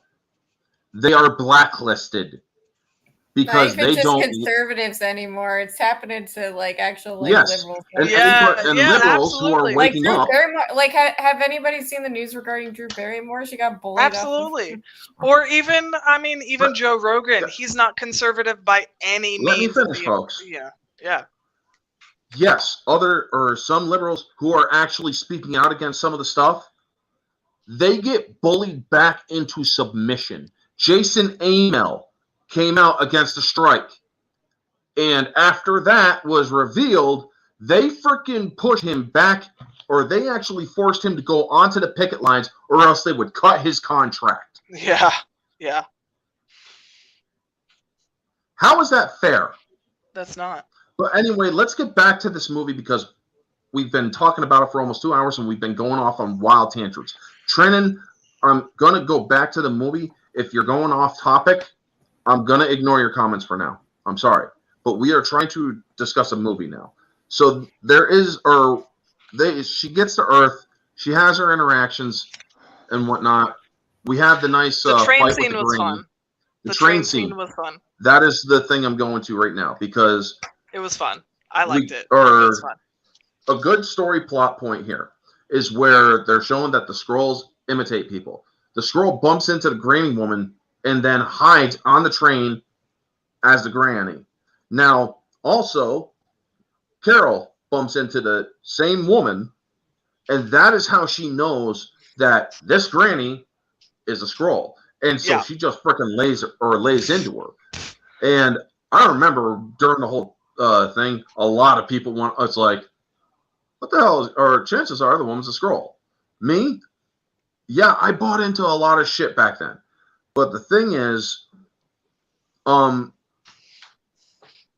point is that fight on the train was great because humans all around are looking at a woman who just laid into an elderly woman. Yes, and so when she starts getting ready to go ground pound on Granny, people step in on her. Yes, that points is for great humanity. storytelling. Yes, points for humanity. Points for humanity. They're like, wait a minute, why are you attacking this old lady? We're gonna attack. Exactly. We're gonna stop you. Great scene. Now, and then we also learn that Nick Fury finally sees a Skrull up close because, Coulson was left back at the Blockbuster because a different Skrull simmed him. Coulson. And I really liked seeing Coulson in this movie because this is Coulson as a rookie. And Fury has been an agent for a couple of years, but they're both rookies, Fury has actually been in for a few years. But but he's kind of a rookie compared to the Nick Fury that we know and love. Yes, like he's a rookie compared to Now, as I was saying, he doesn't believe, and he even admits in this movie, I didn't believe, and I don't believe in aliens from outer space and whatnot. But what I saw back there, I can't unsee. Mm-hmm. So now his mind has been opened and whatnot. Yeah. And so we then get to that scene, or we get to the scene that I'm going to bring up. And folks, I want to watch the scene. I started a little bit of it to get to the meat of it. but we are going to watch this deleted scene, which was originally going to be in the film, but they cut it because, let's face it, this would have caused a lot of problems. I want to see It this. makes Carol look even worse. It makes her look this. leagues worse. I want to see this. Play it. All right. Say it now. You Do need it. a ride, darling? How about a smile for me, huh? A smile? Yeah. I'm offering to help you. Least you could do is give me a smile. How about a handshake?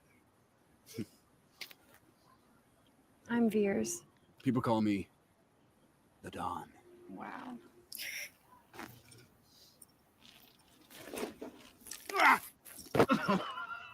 Here's a proposition for you. You're going to give me your jacket, your helmet, and your motorcycle, and in return, I'm going to let you keep your hand. Take it. And we see the, and we know the obvious so she's a result. She ends bitch. up Got it. leaving. Cool. Now, here's the thing, folks. Yeah. He was an asshole. Admit it. I fully fucking admit he is an asshole. Does that give Yes, he him, is. or does that give her the right to crush his hand? You know, Yes. watching this movie, No, It does watching not. this Yes, it movie, I does. was like, Yes, Oh, it does. well, like if you Okay. punch, if you get punched at, you have the right to punch back. But that Correct. guy didn't do that. She could have just moved away, or like, or like just stole his keys, I guess, and not break his hand. Like she was actually being somewhat cordial to him, and then she decided to crush his hand. It's like, Exactly. And here's the thing. If you're saying that he is justified, Ambassador, you really No, want me I'm to go, saying or do you? She's What were you saying? justified in crushing his hand. She's No, she's justified in not. crushing Why? his hand. Yes, Why? she is. He's being a Why? prick. He is being Okay, a prick. so That he- doesn't give he, you the right to freaking assault has- somebody. so she has but the right he wasn't physically attacking her. Correct. She asked him to shake his hand. She said, "You want to shake hands?" Like going for He's and like, yeah. shaking hands in American culture or in culture as it is saying, "Hey, we're cool. I'm not going to Exactly. attack you. Or You're like, not going to attack hello. me. We're shaking hands." And going back to the history of shaking hands, it's I don't have anything in my hand to attack you. You don't have anything in your hand to attack me. We're going to shake cordially. We're not going to attack each other. And then she breaks his hand. I'm sorry. Like being a woman and having being catcalled and having being like weird shit said to me, I don't think physical violence is a necessary thing Justification. to. Yeah, it's not a justification for Yeah, like if somebody someone being a tries dick. going at you, then yes, you have just. If you put your hands on me, absolutely, I'll break your face. But he wasn't putting his hands on her. He was just saying, "Hey, girl, give us a smile." Okay, sure. Was he being weird and sexist? Okay, yeah. Argument can be made for that. Absolutely. Was he being a prick? Sure.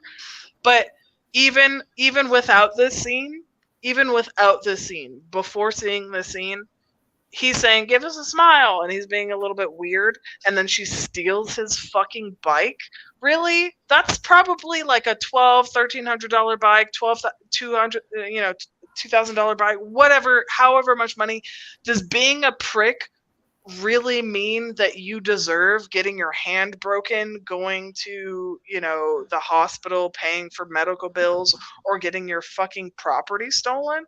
Absolutely not. There are better ways to deal with this. People are pricks all the fucking time. Like, people are Ambassador. assholes online. Has anybody ever been an asshole to you online, Ambassador? Have you ever felt that you needed to steal their shit or break their hand because of it? Steal their crap? No. But verbally break their spirit, No, Break their brain? verbally Yeah, break their sure. spirit is one thing. Break their Yeah. fucking hand. You have 27 bones in your hand. She could have broken all of them because of how powerful she is. Do you think it's a necessary thing for her to break maybe 10, 12 bones in his hand because he's being a fucking asshole? Is that necessary? It may not be necessary, but it's all she knows. So you're That's still no justification, man. that's not Here's the thing, justification. If But you that's want to not go there, all she we're gonna go knows. there. Actually, It's all she knows. She's been programmed to be a warrior. So She's been so it's programmed to- okay. That's not So it's all- okay. no, okay, violence. okay. So it's Not okay for her all to break she his knows, hands But and before, steal his before shit she because breaks he's an her asshole. hand, she She did that with understands malice. a typical greeting. She understands that because she asked if they should shake hands, and it's like, yeah, sure. And then she shakes hands normally, and then breaks his hand. So she doesn't. So she's an Yes. automatic Let me run a new- asshole let because me- she's going, hey, I'm okay with you by shaking your hand. Just kidding. I'm I going to wanna break run- potentially 27 bones in your hand, causing you significant damage in the future. Also, I'm going to steal something that's probably worth a lot of money to you that you've put a lot of money into. How is that okay? We're just kind of paying into this Me Kate, Too movement of Hold everything's on, okay Kate. as long as you're a woman. Kate. Hold on. Yeah. Ambassador. Yeah. You say this is a Yeah. justification. Do not take this personally, but I am gonna go here. Say that your wife was being an asshole to me and I just laid her out. Am I justified? Ooh. You're going to get your ass laid out. By you, And if right? I'm- Well, what if she was By being you, an right? asshole just like that biker? And I decided, you know what, screw this, I'll break her hand. Well, first off, my wife wouldn't be that monumentally. Okay, that aside, Ambassador. that aside. Ambassador. That aside, what if the same thing went down between me and your wife in that scenario? Am I wrong? Are Yes. you wrong in addressing my wife that way and she breaks your hand? Yes. No. If she You're wrong and addressed me like that and I decided to shake her hand and then crush her hand, am I wrong? Yes or no? Ooh, I'm gonna mute myself for this one. You might. Am I wrong? Big. Yeah, because there's Under the two same different circumstances, am I wrong? there are two different dynamics at play that you're trying to skirt around. One, you're both humans. You both know that you're human. You both know how. No, humans don't pull react. that. No, You're don't going pull through that. a double standard here, bub. Don't do that, Ambassador. no. There because is a you're- double you standard are that you are using- entering.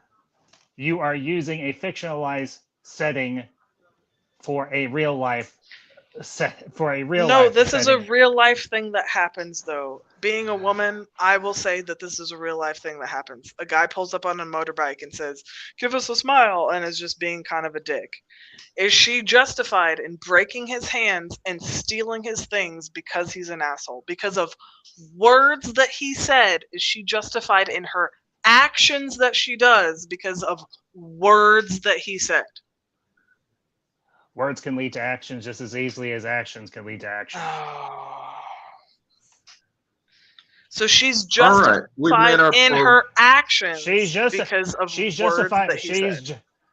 She's not She's justified in justified- violence. She's justified She in might be stealing.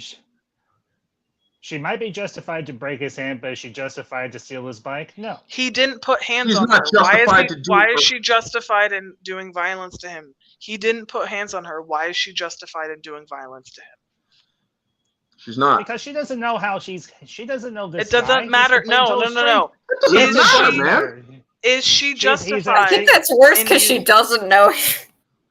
She She no, doesn't she know knows this how guy. powerful She she doesn't know was. She, with malice, grabbed his hand, tricked him into taking the hand, and then she started crushing his hand slowly. That does not mean, or him being an asshole does not justify her or give her any right to break his hand. So actions doesn't- and words are the same in your mind? Is that what I'm getting? It depends on the circumstance. Oh. Under the No, there same is no- circumstances, put your wife in his shoes and me in Carol's shoes. Is it justified? You would be a complete stranger to her, the same that this guy is a complete stranger to him. Yes. So do I have a right to crush your wife's hand if she And was steal her being shit? an Of course you asshole don't to me? have a. Of course you don't have a right to crush her hand, but you have a right to protect yourself because you don't know. So according this to woman you, could do to no, you. she Thing. doesn't. a No. person What you just said. bitching No. at me No. or saying, Pause. According to Ambassador, of course you don't have a right to break her hand. Okay, cool. So of course Carol Danvers does not have the right to break his hand because of words that he said. Thank you, Ambassador. exactly. Because here's the thing. Somebody comes up to me, same kind of scenario, man, woman, whatever. I would sit, and they tried pulling that shit on me. I'd be like, get lost. In the movie, they changed this because they knew that this was not going to fly. The original scene was better. This was originally no. The scene original that's in the scene movie was better. is not. The original scene is not in the movie. That actually is the original scene. Okay. Sorry. The theatrical cut, which they cut that scene out of the movie, was much better because I would rather her be like, "Oh, this guy's a dick. I'm gonna steal his bike." Than this guy's a dick. I'm gonna pretend to feign we're comrades and break his fucking hand, and I know that I am stronger than him because I have fought with and trained with the Kree for 6 years now, and now I'm gonna break this motherfucker's hand, and it could be 5 bones, it could be 10 bones, it could be all 27 bones. We don't know because she's strong as shit and we know what she can do. So it is not justified for her to break his hand and she's equally a dick to him as he is to her by saying, "Hey, let's shake hands over this." No, what? That's like me being like, "Hey, come into my home because you were an asshole to me," and then me poisoning you with dinner that I prepared for you. That's it doesn't. That's why it was equate a for me. lead scene, and we shouldn't have shown it in the first damn place. Thank you that it was deleted because it makes her seem like more of an asshole, and I like her less because of this scene. Because she's already an asshole in this movie. She's already an arrogant POS in this movie. All right, so we're through that part, and so we get to the bar now.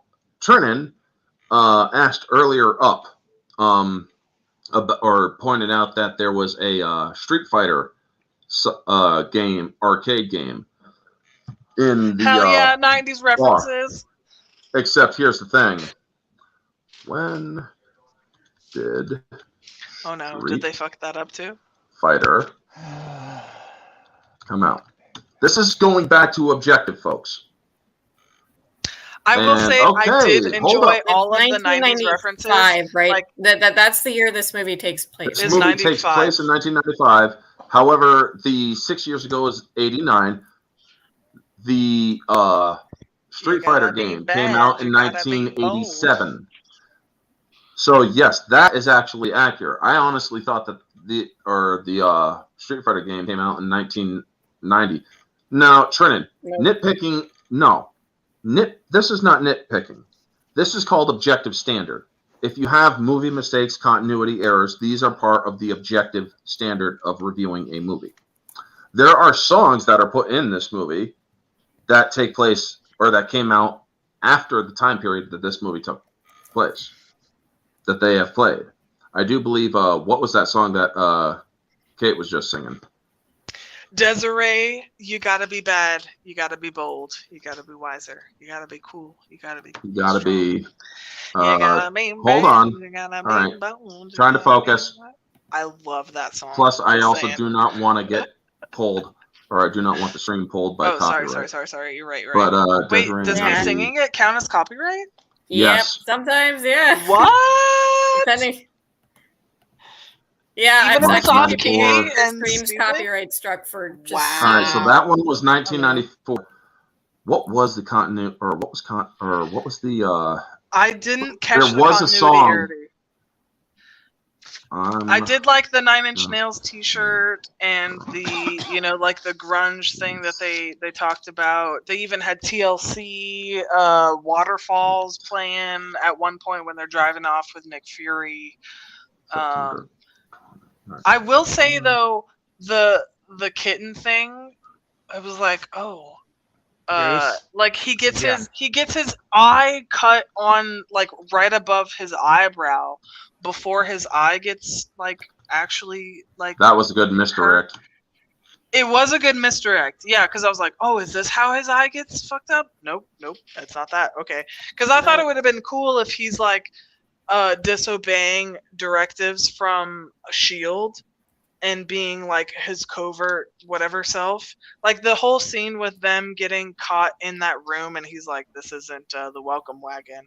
And he used the tape or whatever. And he's like, you let me play with that tape the whole time when you could have done that? Like that was a cool scene. I really enjoyed that. Like, you know, I really enjoyed that like spy shit that he did where he's like, I can do this, you know, I can get us out of this room. I really enjoyed those scenes. That's just me. I enjoyed that. So yeah, and you're right. Those are some great scenes. Also, Ben Mendelsohn and the way that Nick Fury reacts to this. Oh, him calling him Nicholas in the elevator. Yep. Yeah. And then he's like, "We'll do a pincer move like we did in Havana." Right, like we did in Havana. I don't think they did a pincer move in Havana. No, but when he calls him Nicholas and Fury looks at him like, "Motherfucker, the what? fuck did you call me?" Because Yeah, everybody right? calls him Fury. He's Right, like, because well, what about the your mom? scene, like 2 scenes before, he was like, "My mom calls me Fury. If I had kids, they'd call me Fury. Everybody calls My me grandma Fury." calls me Fury. Yes. Or what do you call scene. your mom? Fury. Fury. What do you call, or what does she call you? Fury. Fury. Loved that scene. I loved that. It is so. And that's that how I is wanted actually a good Using part. this calling everyone to the same. Oh well, and that's how I wanted Secret Invasion to be, of like, oh, who's who? Is somebody being undercover, covert, you know? Oh, And then I we think find out that fucking Don Cheadle is a fucking Skrull. Yeah, but anywho. I mean, that gave it away when there was a clip out there that told me that Don Cheadle is definitely a Skrull when he's like, if Pakistan looks at me one more time the wrong way, I'm going to carpet bomb his country. And it's like, I'm thinking to myself, that's a little extreme for you, dude. Yeah, for sure. But yeah, I did hear that after this movie came out that there was a couple of things it could be wrong. I could be wrong but I'm just going by what I heard, that there were things that were released technically after 1995, so they wouldn't have existed yet. Now, folks, believe me when I say this, and I admitted this during the Infinity War stream. When I saw the Captain Marvel logo in that pager after Nick got dusted, I was excited because I had been playing Marvel's Avengers Alliance a lot. And I know Carol's power set, and she is a great character and whatnot. She can absorb insane amounts of energy, which she does in this movie when the Supreme Intelligence goes after her. Yes. And whatnot. So when I'm like, oh, damn, dude, they brought in one of the biggest freaking guns. Now, yes, her comics have low sales and shit, and that's because, well, they aren't written very well. But the powers and the power sets and whatnot was what interested me, because it's like, this is a character that could potentially kick Thanos' ass. Yes. Now, one of the greatest critiques, and this is from CBR.com, of the movie Captain Marvel, somebody asked what went wrong with Captain Marvel. She is too powerful to really have any sort of cohesive story. Because as this lends credence to what Kate said, she is super powerful at the beginning of the movie, and she becomes even more powerful and doesn't really have any consequence. It's kind of a straight line with a little bit of wobble in the middle. Now, I also do like how they have a Quinjet, but it's not a Quinjet, it's a Quadjet. The first iteration of the Quinjet. So I'm guessing that there was a Unijet, a Duojet, and a Trijet, and this is a Quadjet, and then we get Quinjet. Because Quin means, or is a 5th iteration. For those of you who don't know. Yeah. Quintuplets, 5. Quadruplets, 4. triplets. Yeah, and which so I on. figured there was, yeah, like they had like, it's kind of like the iPhone, you like get the iPhone 10, 12, whatever, blah. And it was like So the next, yeah. Quinjet is basically they haven't gotten to the 5th iteration of their transports yet, like they see in Avengers.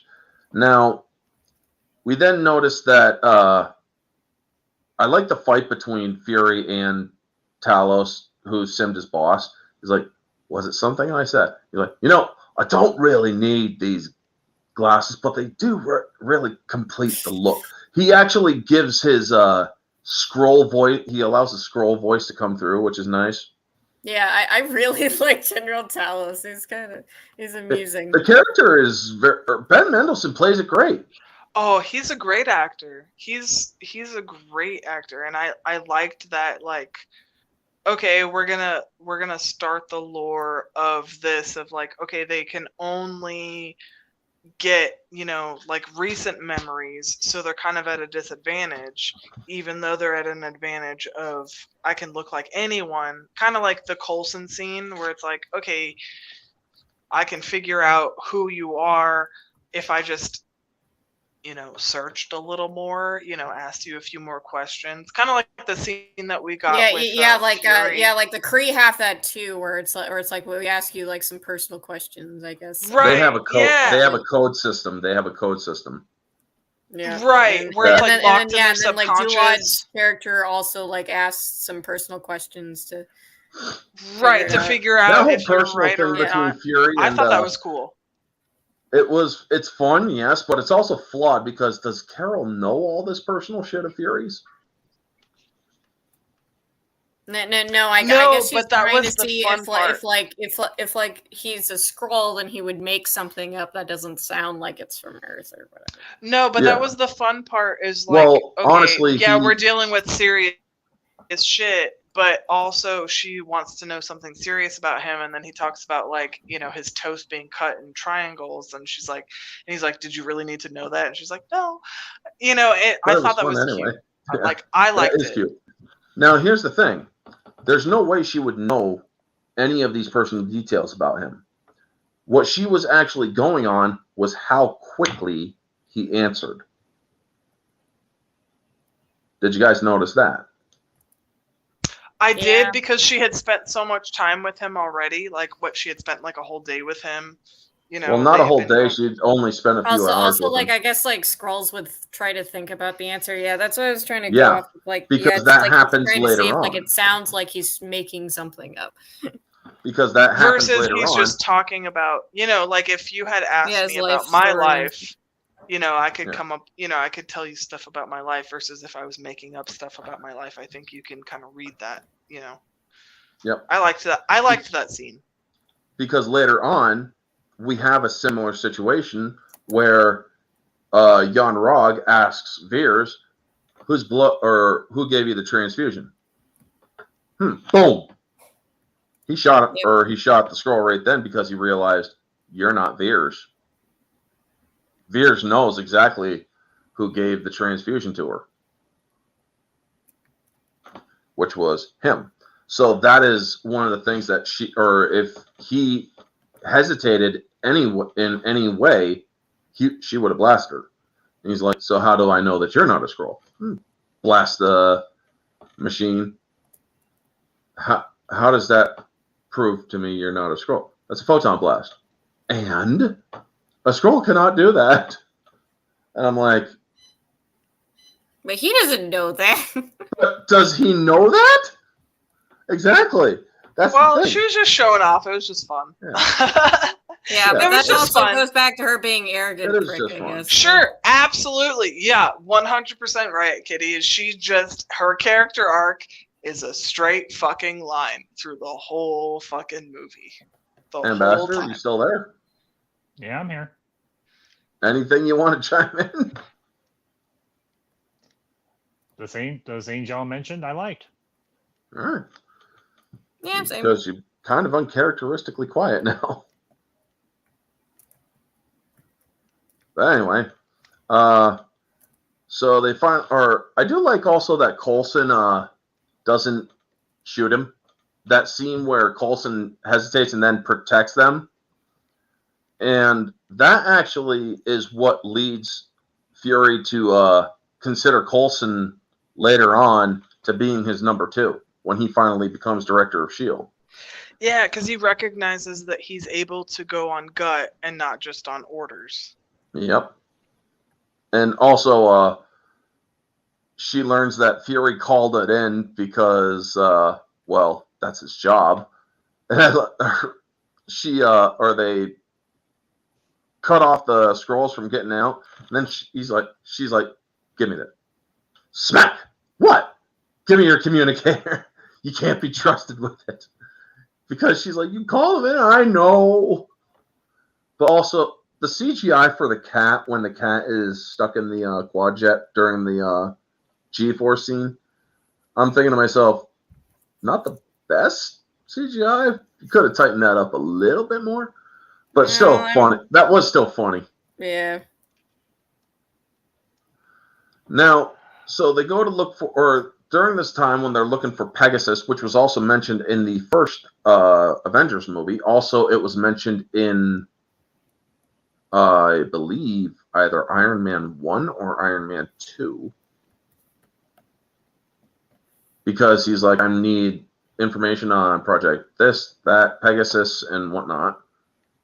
And I'm thinking to myself, wait, where, or which movie was it? Was it Iron Man? I feel like it was Iron Man 2 because I don't recall that in Iron Man 1. What exactly are you trying to figure out, Orange? Which Iron Man movie mentioned Project Pegasus? I think it might have been Iron Man 3, possibly. Pegasus. Oh, it might have been Iron Man 3. Iron Man 2, Project Pegasus is alluded to when Stark opens a wooden crate marked Project Pegasus in preparation to synthesize a new element. Okay. Oh, yep. Then that was Iron Man 2. I was like, and then there's Avengers. And then there was Avengers, which is Project Pegasus. Pegasus is basically the Tesseract. We lost Kate. Uh-oh. Hopefully, I guess her internet went out or something.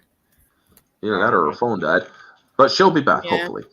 But, yeah, Project Pegasus was basically anything that was the Tesseract study.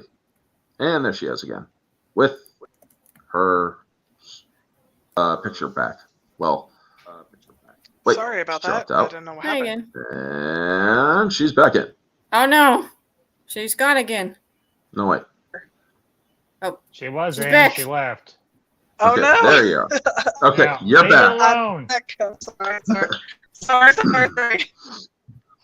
I don't know what happened. So they finally. Uh-oh, you are roboting out there. Yeah, you are slightly roboting.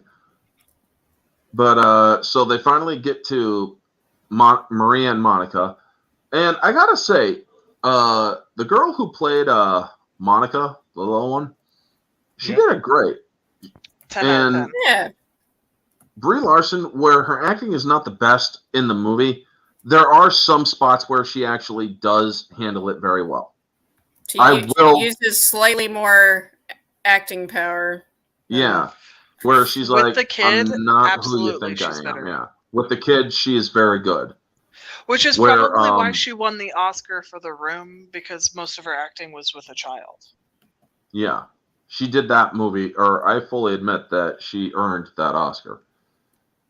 Yeah, now, folks, as much as I have ragged on Brie Larson over the years, and still do, I can acknowledge where she does have acting talent.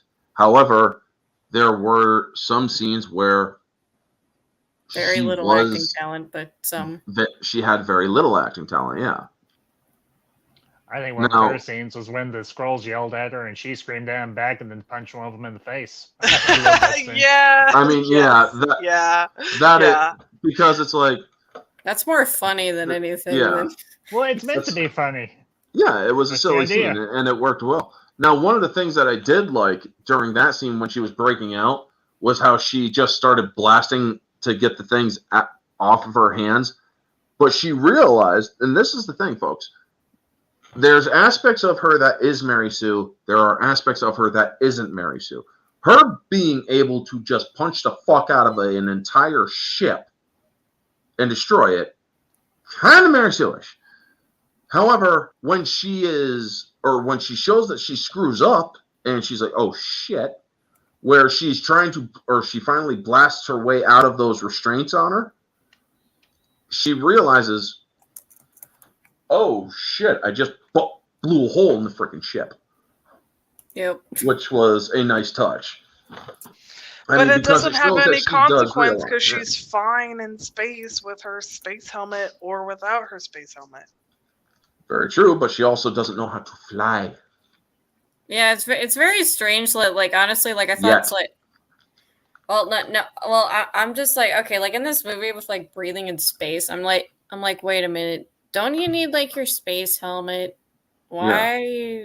I'm just like, huh? Well, that's the thing, because earlier she does have that cover to protect from the vacuum of space. Yeah, she has that cover on multiple times throughout the movie, and then suddenly she just doesn't need it anymore. She doesn't need. Yeah, exactly. It's like, is that binary power protecting her? That's the question. Maybe there was another. Yeah, she even like uses her space helmet after she activates the binary power, so it's like, yeah. Well, here's the thing too. The thing you have to remember: her power is derived from the Tesseract, the Space Stone. So essentially, she is immune from the vacuum of space because her power is derived from the freaking Space Stone. Well, Space Stone and outer space are different. Space, or we're talking about the physical space when it comes to the Space Stone's effectiveness, where outer space is a literal vacuum without air.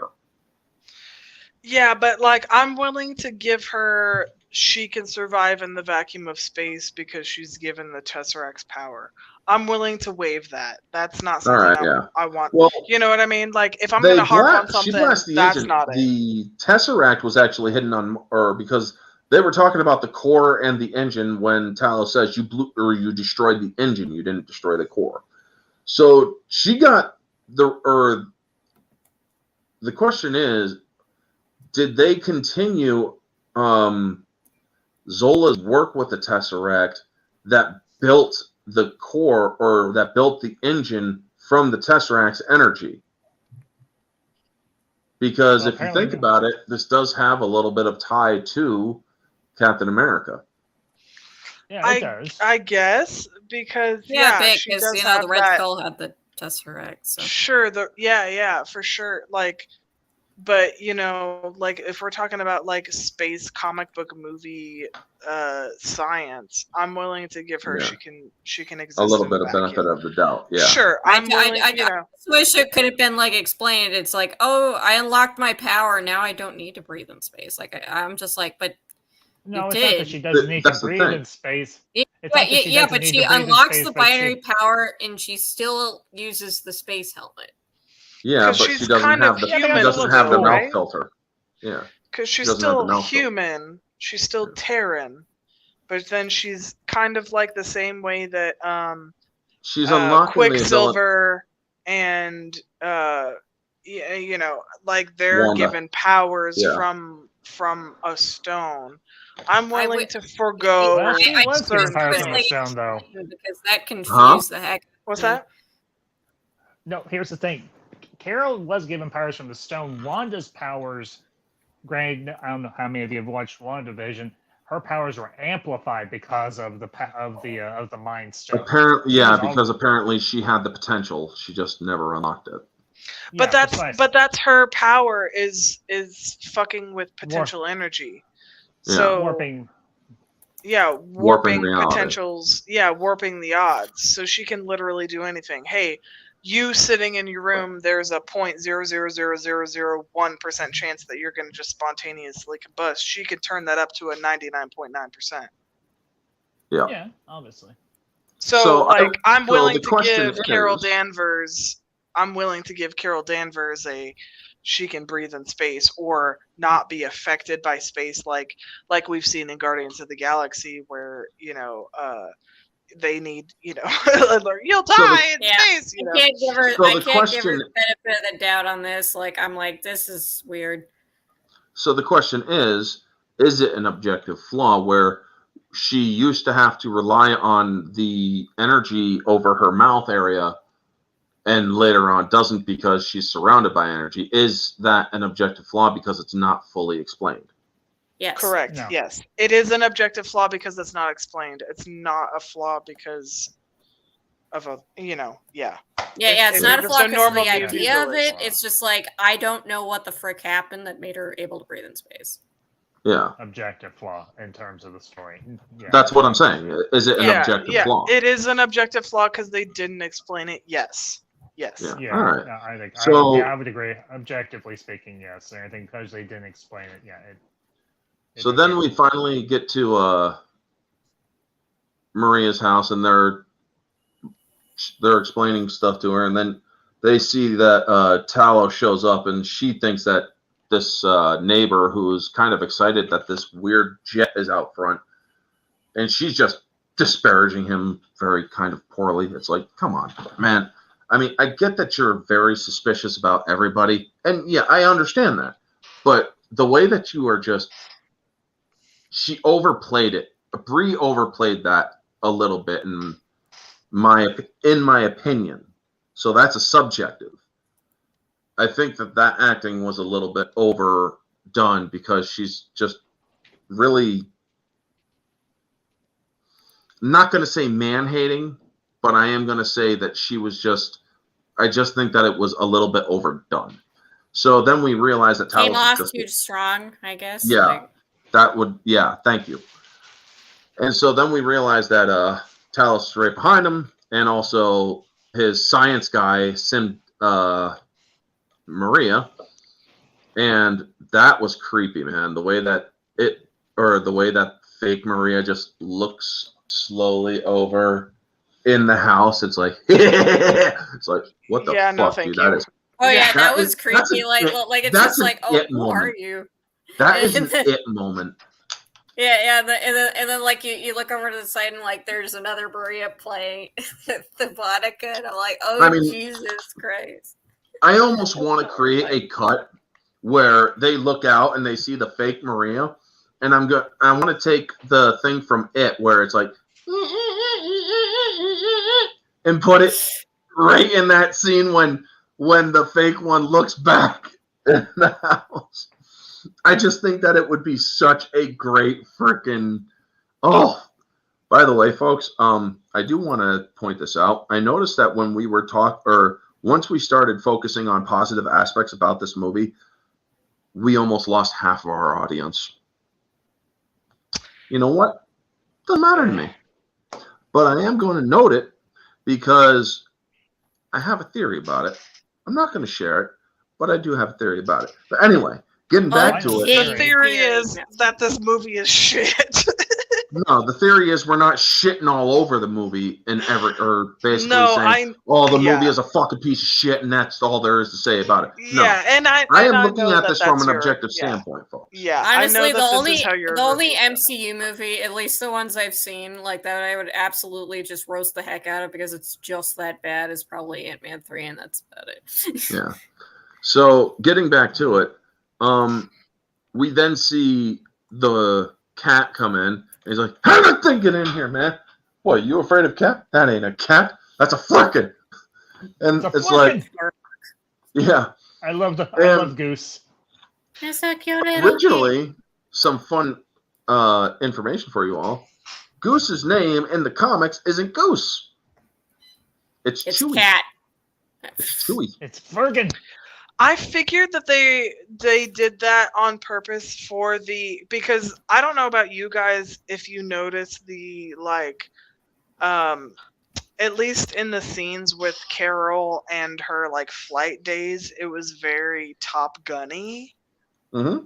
And then they it was. introduced Goose, and I was like, "Oh, another Top Gun reference. Here we go. There it is." Yeah. It was a Top Gun reference. They changed it from Chewie because Chewbacca to Goose, and it's like. Yeah. Now I gotta say the Flerken scenes where we see how Flerken this Flerken is, it's like, what the fuck it just happened? Now, the thing that totally gave away that this cat was a Flerken was when they revealed the Tesseract on the ship, and this cat just goes up, paws the damn thing, and I'm like, Infinity Stones can't be handled by earthly creatures and humans. Yes. That would have burnt that cat's paw. The cat is immune That by cat the power of is adorableness. a fucking Flerken. And I absolutely love it because he's like, that ain't a cat, that's a Flerken. But then later, when they're going up space, it's like, can you turn into a cat? What is a cat? Yeah, he didn't know what it was. Yeah. He didn't know what a cat was. And I'm thinking to myself, Meanwhile, Fury's like, this cat is cute. This is a cat. It's like, this is a cat. That's not a cat, that's a Flerken. But it's like, cats look like this, though. They should have explained that to him. But, But hasn't he been on Earth for? No, wait, no. No, he's only been on Earth Yeah. like a few days. He hasn't. I'm thinking of days, the TV show. Sorry. Yeah. So we then get the whole black box thing, and we learn that they're not coordinates; they're space or lateral vectors, which is orbiting out in space. And then everybody's talking to Talos like he's a freaking idiot, and he's like, "It's simple physics. You didn't know this? I mean, you're my science guy, for crying out loud." So, yeah. But then we get to the full reveal scene of the black box, and we hear it, and then we are put into the situation where they have to evade this ship that's firing on them, and then they end up crashing, and she learns, oh shit, your blood's blue. And so she explains, now, Marvel, folks, in the comics was originally male. Yes. Yep. I don't understand the need why they made her female, or why they made him female.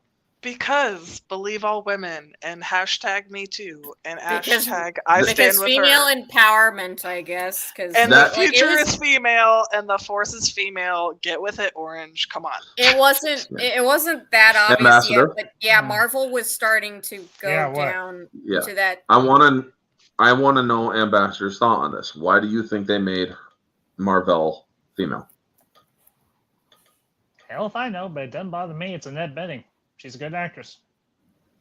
I will concede that. Touche. All right, I will concede that. Touche. So we then Not see everything that has to be politically or socially motivated. Sometimes a good casting is just a good casting. You know, you say that true. until you realize the behind the scenes is not thinking the same way. But that they you are. do rat out the reason behind the scenes. They did rat out the reason behind I the don't scenes. care about behind the scenes. I care about what's in front of me. Yeah, but what's in front of you is just a play of what's behind the scenes. Exactly. It's like Plato's cave. And that's and the way that I am, my life and whatnot, I've always wanted to know behind the scenes because I've always been movie oriented. Because you can say, oh, and an ambassador 10 years ago, 15 years ago, I would have 100% agreed with you. Oh, who cares what's going on behind the scenes? Exactly, because back then it was merit. But nowadays, because it's pushed, like everything is pushed in your face, and this is coming from a woman. Everything is, it's believe all women, blah, blah, blah, blah, because that's the whole narrative that they want to teach. I just would disagree with you on this point, but yeah, if it were 10, 15 years ago, I would 1000% agree with you. But because we have, look at every single Marvel movie since this movie. We have Taskmaster being female. We have so many things, even the last movie that we just reviewed, Ghost is female now. We have race swapping and gender swapping all over the place. And it's, I don't think we can just chop it up to it's fine. It's just a different way to tell the story now. It is what it is now. And because we've kind of live and let live for so many years, now it's just, this is it. Every single cool, male character. Like Thor is female. Like Iron Man's female. We have like Spider-Man's female. A Everything version is of Batman's Thor. female. Yeah. There is a version of Thor where, well, wait, what were you saying, Ambassador? There is a version of Thor that is female, and yes, it is Jane Foster. Well, There's yeah, a there's version of Spider. There is a Spider Woman who is always there has always been a Spider Woman who is female. yeah, that was Spider-Man. right. that was and what's her yeah, name? and again, Jennifer I Walters. would have been okay with it if it were 10, 15 years ago, and I would have agreed with you, Ambassador. But now that it's just shoved in your face so much, and it's like every single freaking character, it's like, please, There, leave us alone. It's not. there I is an think it's not- undeniable thing there. I think it's not just that. At least for me, it's like the fact that like the male counterparts like are kind of just treated like garbage. So Now, not to Yeah. mention, Some movies, sure. Other movies, no. yeah, All right. yeah. Obviously, it's not all Okay. movies, right? Okay. It's like- No, Yes. no, it's not all movies. Yeah, it no, I'll isn't give you all. that. Yeah. We can. But like we I've will noticed give that you- we will especially in like agree comic there. book superhero stuff recently. So. But it's just I feel like Because it's like look at the casting instead of of Heimdall. making a male character and okay, let's alternate universe her female, just make a decent female character. You know what I mean? I feel like I'm being placated. Because here's the thing. Well, if you think, go ahead, Orange. I'll say my. Battlestar Galactica wasn't Katie Sackhoff's Starbuck? character Starbuck originally a male? Correct. Yeah, and they- nobody gave a shit about They that didn't. because They was a didn't great give a shit character. about that because she Because was she a was great a good character. She was great And and Katie well. Sackhoff was Yeah. a good actress. Absolutely. Yeah, that's everybody's favorite character from the new one because I like she was just Baltar. good. Now, I like Baltar personally because it Look was at- more nuanced and more layered Mhm. character in terms of Baltar. In the original show, Baltar was just the bad guy. Correct. Now, No, also I agree look- with you on that one too because Baltar is freaking phenomenal and more nuanced. Absolutely, I agree with you on in that. one. MCU, look at also Heimdall. Heimdall originally is Norse mythology is white. Yeah. There's nothing wrong with admitting that, folks. Norse mythology is mostly a predominantly white mythology. And they changed it up. They had Idris Elba, I'm blanking on his freaking name, Idris Elba as Heimdall. Idris Elba. Idris Elba was a great Heimdall. Yeah, nobody hated on him. Nobody for gave a being shit good because he was a good character. And he Yeah. did And a also, good job. like, the marketing wasn't like, hey, we, like, changed this comic book character you all like because he sucked. Like, yeah, well, right? even Fury. White man. Fury was a white dude back in the day, and now he's But even in the freaking comics- Samuel L. Jackson. But and even no in the one comics, gave they a did shit. have it. They had the Right, they changed Yeah. it to being and him then they being black. changed it back again, but Right, but no one cares because Samuel L. Jackson plays an amazing Fury. He's just Exactly. good at playing Fury. I don't care So- that he's Let's- black. He's great. You were Let's saying, boil this Ambassador? down to let's boil this down to brass tacks. In terms of different variations on comic book characters, there has been a female version of practically every character. I'm sure there's a female version of Doctor Strange. There is a female version of Captain America. It's still Captain America, but it's like a The Peggy version or whatever. Yeah. Yeah, No, Captain. not well. Yeah, Captain Carter, but there's also a female. I'm pretty sure there's a female version of Captain America. There's a female version of Spider-Man, as I just mentioned, Spider-Woman. So, Right, her powers aren't even. Yeah, there's several, but the main thing is this is the thing that we all come back to: is the writing for the character good and is the performance good? If both of those things are true, we don't have an issue if the character is changed. Yeah. If the writing is poor and the acting is poor, then we have a basis to say, hey, do better. Correct. Don't Correct. just don't camouflage your shoddy writing and your shoddy acting and even your shoddy direction by saying, oh, you're a woman hater. Yeah. No. also, Right. like, Right. I hate those movies where it's like, okay, female empowerment, but at the expense of the men. That's why it bothered me a bit in this Correct. movie. Exactly. Like, it wasn't as because- overt as like later MCU stuff, but like it was there a little bit, and I'm like, this bothers the heck out of me. and here and, Correct. And that you is know the what? thing, That's because okay. here's the way that I have done it in the past. Both characters, male, female. You don't bump up a female by cutting down the men. Correct. Yeah. Yeah, I think Because while course. you cut down the men, she's still right here and she's still the same. Correct. You just made the men less. Correct. That's not building up a female. There, and Right. also, as a lot of other people, as myself included, have said, why can't you have both male and females be great at what they are? But yes, it is still the females lead. So there's nothing wrong with a female lead. We don't have a problem with a female lead. What we have a problem is how you are diminishing one in order to try to perceive or change perception of bolstering the other. By cutting them down and putting her on top of that pile, she's not going anywhere because she's still the same mediocrity.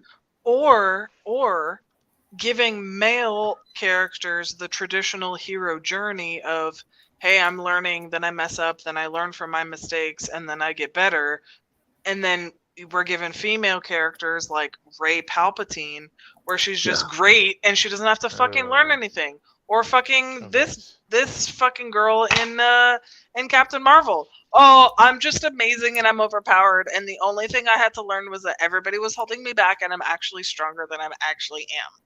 Yeah. The end. Like, So, no, it doesn't do anything for the story for me. Yeah. So then we or after Jan Rog arrives and shoots the scroll that was simming Carol. And also, I do got to touch on the uniform change. That multicolored light bright thing that they did, was that light bright connection or was that Tron? I thought it was more Tron, but that's just me. I think it was a bit of Tron, and I was okay with that because I love Tron. I love those movies. Yeah, same. I love Tron, yeah. Because it's We all like, like Tron. I just thought they were Yeah. playing with it and having fun. That was just Yeah. my take of it. and I'm thinking to myself, because do you guys know what a light bright is?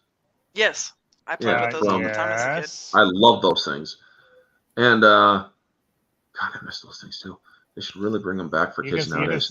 You can They still get really 'em. should. No, I You don't can- think I do. Probably before. I think you can get them, but they're more expensive than they used to be. Yeah, What are because they? they're specialized. Light brights were, you had this black paper that you put colored, you could put colored pegs through the numbered indicators, And they were like And they were see-through almost. Yeah. and they were almost see-through when you lit it up, and they were and they would make like a clown face or other different things here and there. Or you could write was- messages or whatever. That It too, was yep. just Oh, like, that reminds me. I've got like a little something over there. It's like think of it's like battleship pegs with lights behind Yeah. them. Translucent Yeah. battleship. That Yeah. reminds me, like, okay, I don't know if anyone you guys know this, but there's like some toys like right from when I was like a teenager. It's like you open it up and it's like black paper, and then you like kind of like have this wooden stick basically, and then you draw on it. Then there's like a bunch of rainbow colors, right? Oh yeah, Yes, yeah. similar. Yeah. It's similar, but this one was like it was an Light up. electrical thing. Yeah. It was a light Yeah. up. You plug it Electrical. in, Mhm. and Okay, all right. you had like a battleship kind of like the pegs with the holes, but once you put them in and you lit it up, like each of the pegs that you had was like could light up a different color. So you could have like a bunch of different pegs that were blue or pink or whatever, and then you would have like a light up background. But it looked like a battleship kind of thing where it had Okay, the holes in it. All right, I think I get the picture of what those Yeah, are. the light bright was like that, and you put you could Hold could on one make second. your own. You can make your own thing. I just pulled I'm sure, it up. yeah, Orange so- can pull up a picture of it or something, but Well, it was also there was one version of the suit that was like blacklight, Yeah. sort of. which I That was really pretty cool. I didn't mind that scene because I really enjoyed the scenes with her and Monica. Like Mhm. I think Brie Larson does really well when she acts with kids. I don't know Yeah. if it's just because she does really well, like she likes kids or whatever, but like anytime she acts beside children, it was. Is everybody else getting a circle of death here? Yes, Yes. I'm Yeah. getting There we oh, go. Here we go. Yeah. These are light brights. Yeah. Oh. Bright light, bright light. It was like Oh, that's so late cute. 90s or late 80s, early 90s. Yeah. Yep, I It was- was mid. It was more mid 80s. Yeah. Mid-80s? This one here. My parents were trust me. teenagers then. I was not even a blip on their See, eyes. I remember playing with this as a kid, so it must have been like mid 90s too. Because Yep, mid 90s. I was 94. born in 93. Yeah, so- I was slightly closer to existing. And you Not could early like, 90s. you could put, you could make clown faces. You could make any. It Yep. was just, it was like a chalkboard. You could just kind of do whatever you Cute. wanted with it. I like that. That does look fun. I never had But then one, you would find little pieces, like if you lost them, you'd like vacuuming them up. So it was just, Oh my god, yeah. But yeah, that's the light bright. So now we're finally up into the getting up into space. But before we do, well, he finally realized that Carol knows the truth. Jan Rog, Jude Law. And he decides to contact Ronan. It's like, Ronan, Skrulls have infiltrated C-53. Even though they haven't, well, actually, yes, they have, but haven't. It's Well, like, they for have. the good of all, we will come and we will destroy the planet for the good of all Kree. It's like, oh, fuck, dude.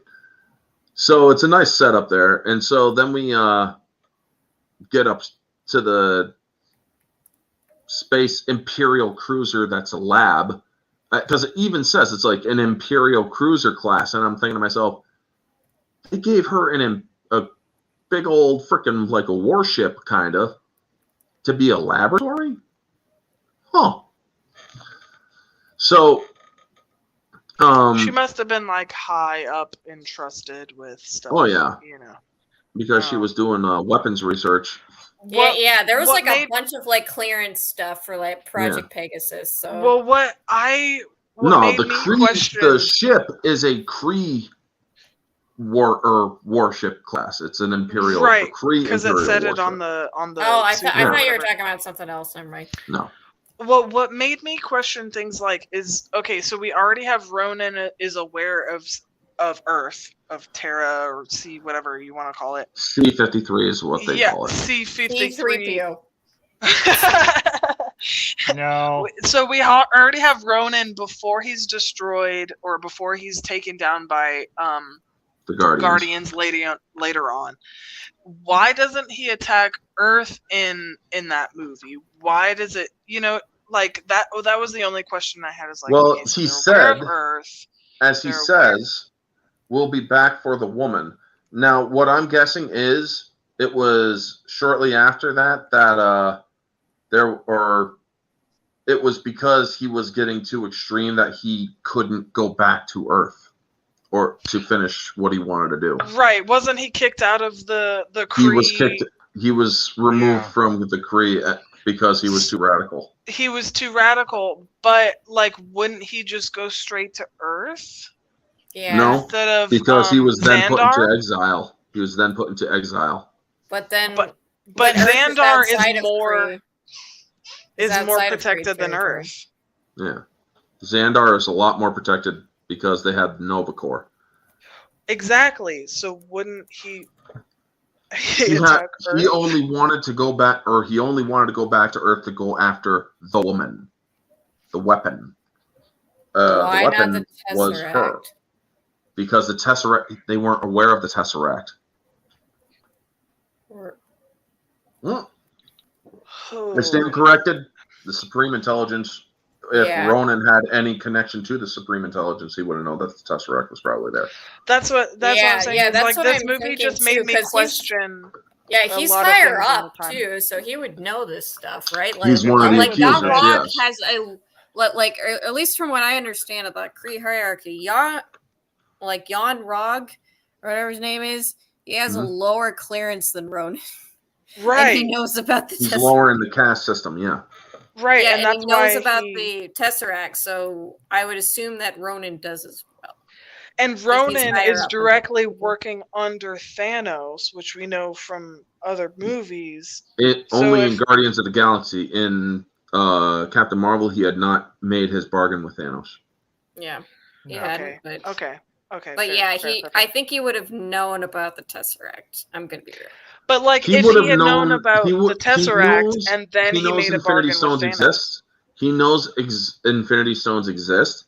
He is not aware that the Tesseract was on Earth.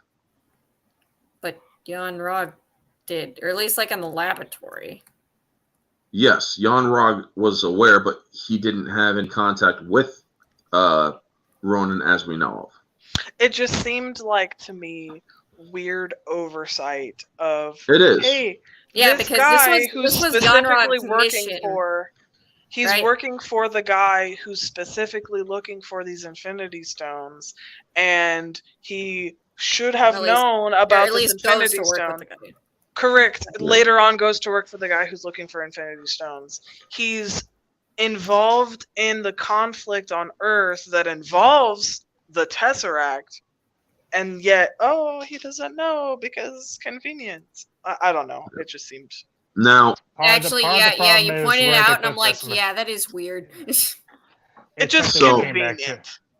yeah. Something So I came back to earlier. This movie was put in the wrong place in terms of chronological order or release order. They Right. should have done- Right. Exactly. They should have. Exactly. They should have released this movie well before Infinity War, but maybe after Guardians, or even maybe before Guardians. Correct. well, there's That a way, reason why they didn't. I mean, well, other than the fact that they hadn't thought or they hadn't created her yet, but there is a specific post-credit scene that they had. Oh yeah, the post-credit scene with Thor and the rest of the Avengers. Yeah. Or with the Avengers or with Black them Widow looking and at whatever. with them talking about the pager, and then she shows up. Where's Fury? But getting back to the movie, so they get the Tesseract and they call out, or what's his name does his little bellow for calling out his family and everything, and he meets his daughter. I'm guessing he meets his daughter for the first time.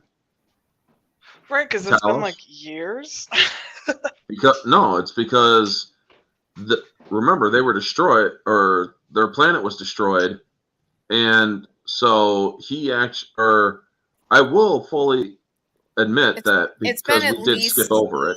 6 years, I suppose. Yeah, it was a 6-year period, but right. I will admit this: Brie Larson does show emotion in this movie because she does kind of cry in the scene with Maria Rambeau when she's talking to her about reminding her of who she is. Mm-hmm. And because like at this point, she has one scene where she makes another facial expression, a third facial expression. I mean, she does, or she can do joy. She does have joyful moments, laughing moments, and whatnot. And yeah, but then honestly, it doesn't come off as joy to me. It comes off as more condescending when she's trying to do joy. Correct. I agree with Riot on there. Like, anytime she tries to make a joke or she's being quote unquote funny or lighthearted, she just comes across as a bitch. Well, yeah, that's when she is that's when she's around others. But with the Monica character, with that feels lesser, way more human. Yeah. That's because she actually has she has a personal relationship, a personal friendship with Maria. With Fury, it does come off more as condescending.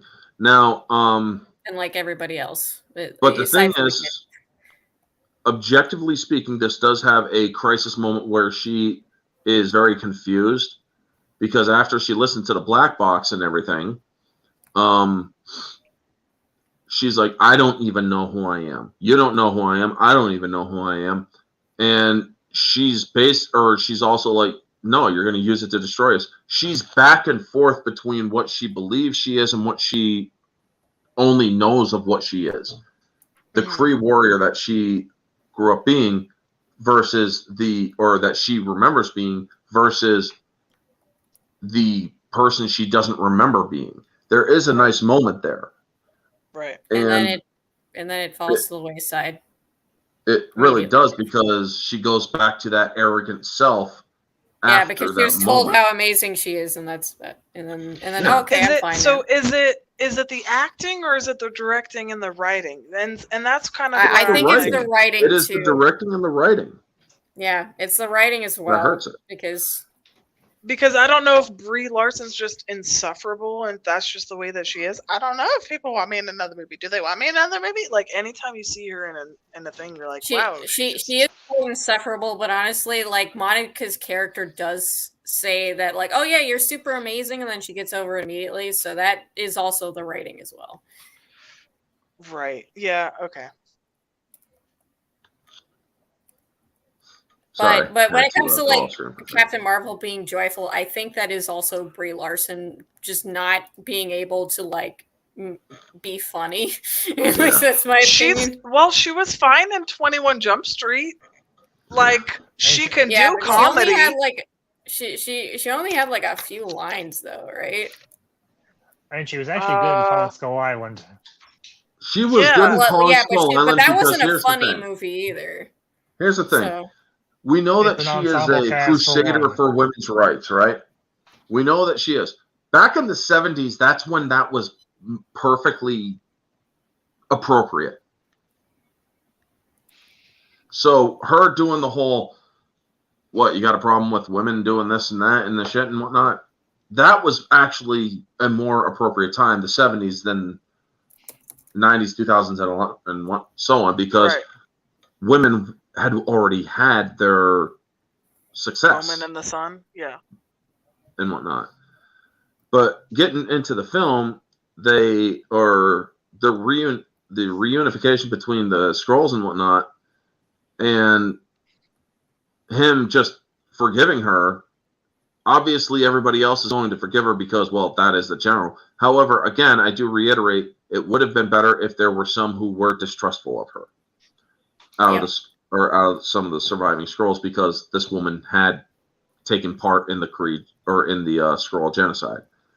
Yeah. But I do like the dialogue, because it's like, Carol, this is war.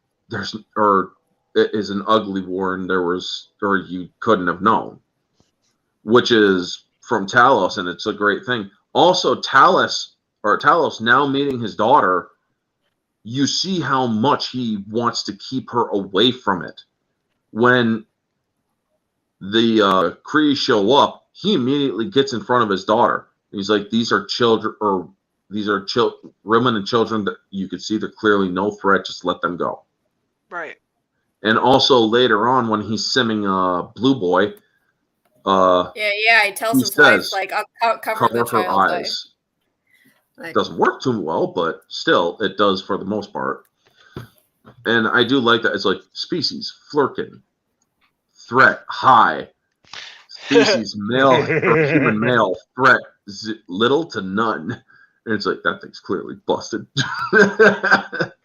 But I do like, it's like and they take Carol back to the Supreme Intelligence, and she has her, it's like, all right, the inevitable rise moment, which is nice that she kept on getting up and whatnot as a kid and it's cringe. I just feel like it has a level of cringe to it. Cringe. Now, McKenna Grace, she does a great job as little girl. I will not disparage her acting. She's a kid. It could have been a great moment of like, honestly, if the movie was like more in line with like that idea of like, oh yeah, it's like you get hit down, you come back up again, but it doesn't. It just kind of comes out of nowhere, to be honest. Yeah. Right. Yeah. If there had been a build up to it, if it had earned that scene, awesome. I mean, like Carol being at like an absolute low point or something. It's like being hit down. Yeah, she never hit rock bottom. She was just like, I'm great. Nope. Oh wait, I learned something about myself that I didn't know. That I'm better than I thought I was.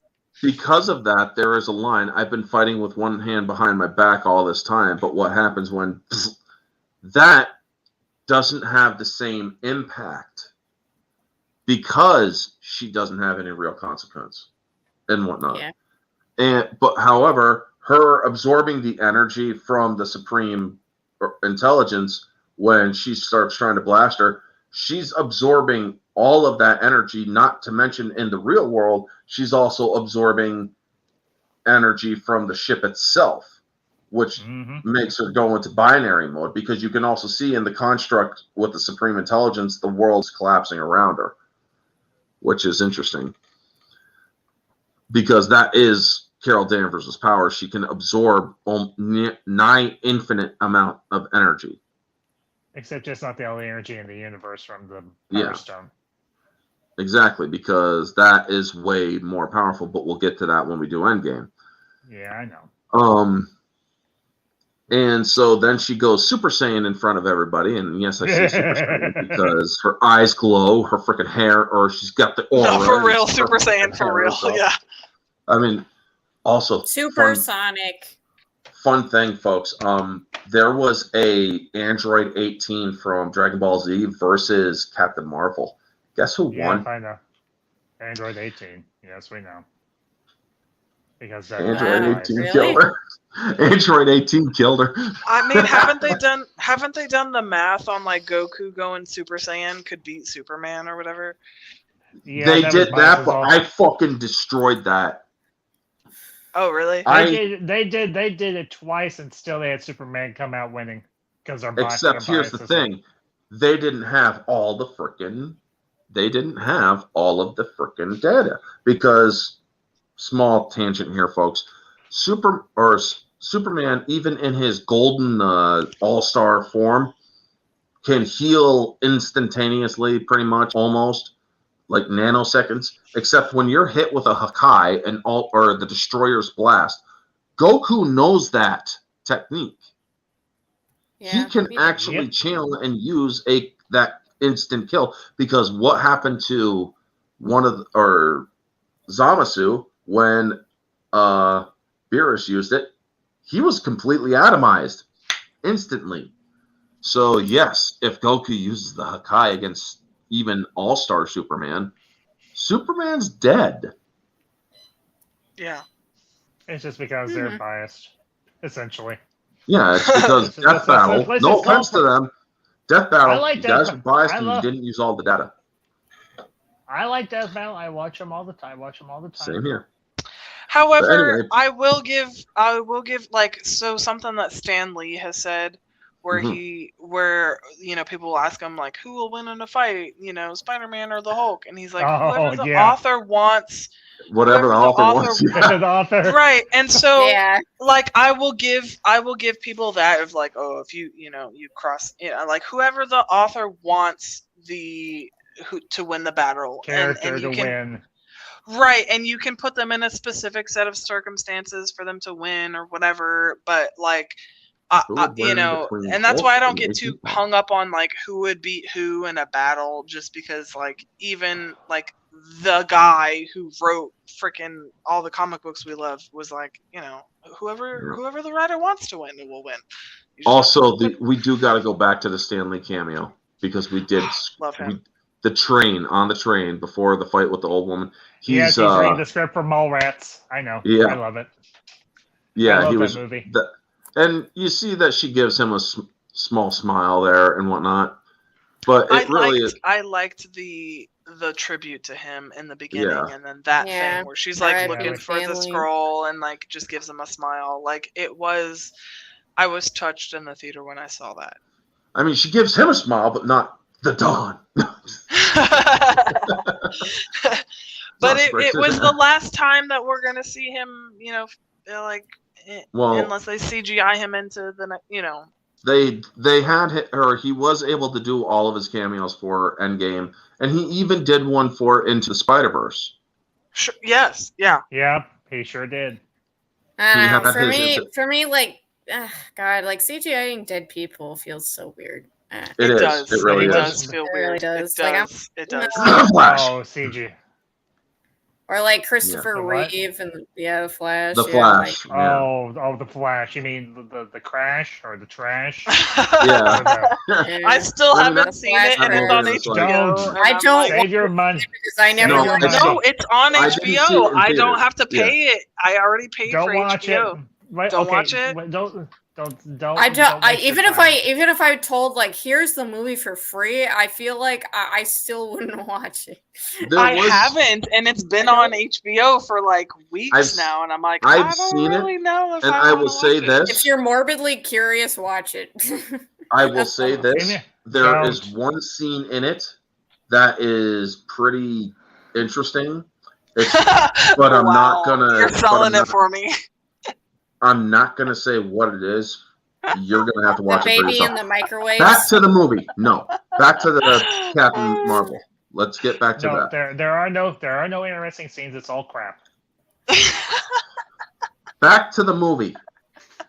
The Flash is a movie. Shut up.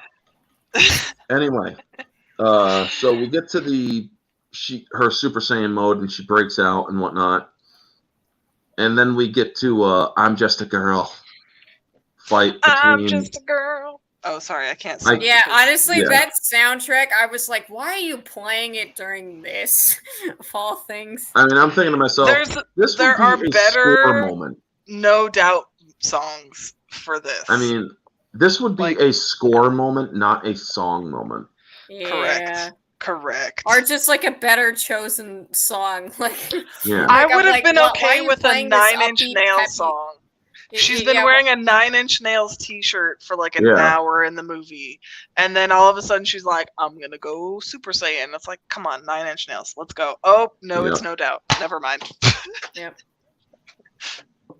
And the song didn't And- bother me. I liked it.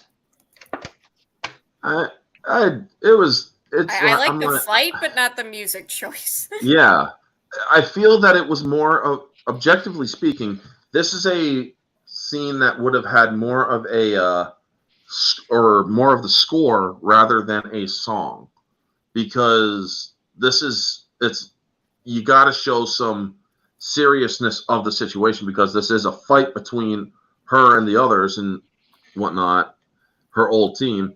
And I do like, it's like, you were there that night, because she's talking to Minerva. It's like, you were there. So is that the reason why we never hung out? No, it's because it just didn't really like you that much. Yeah, same, Minerva. Same. Yeah. Yeah, Now, here's the okay, thing, does you anybody- don't like Captain Marvel because you think she's a stuck-up, overbearing witch. We know. We get Now, it. here's a question. Sorry, Ambassador. She's Did anybody notice the name? Some of the Sorry. It's names okay. from. It's okay some- not to like character. I'm just ribbing you a little. Did somebody notice? It's cool. Or Yeah. did anybody notice the names of certain characters match mythological figures? Yes, I was wondering if there Minerva, was something behind that. Minerva, And then there was Solar. another one, Apollo or something, or or Solar, Atlas. which is solar. Yeah, Atlas. Yeah. Yeah.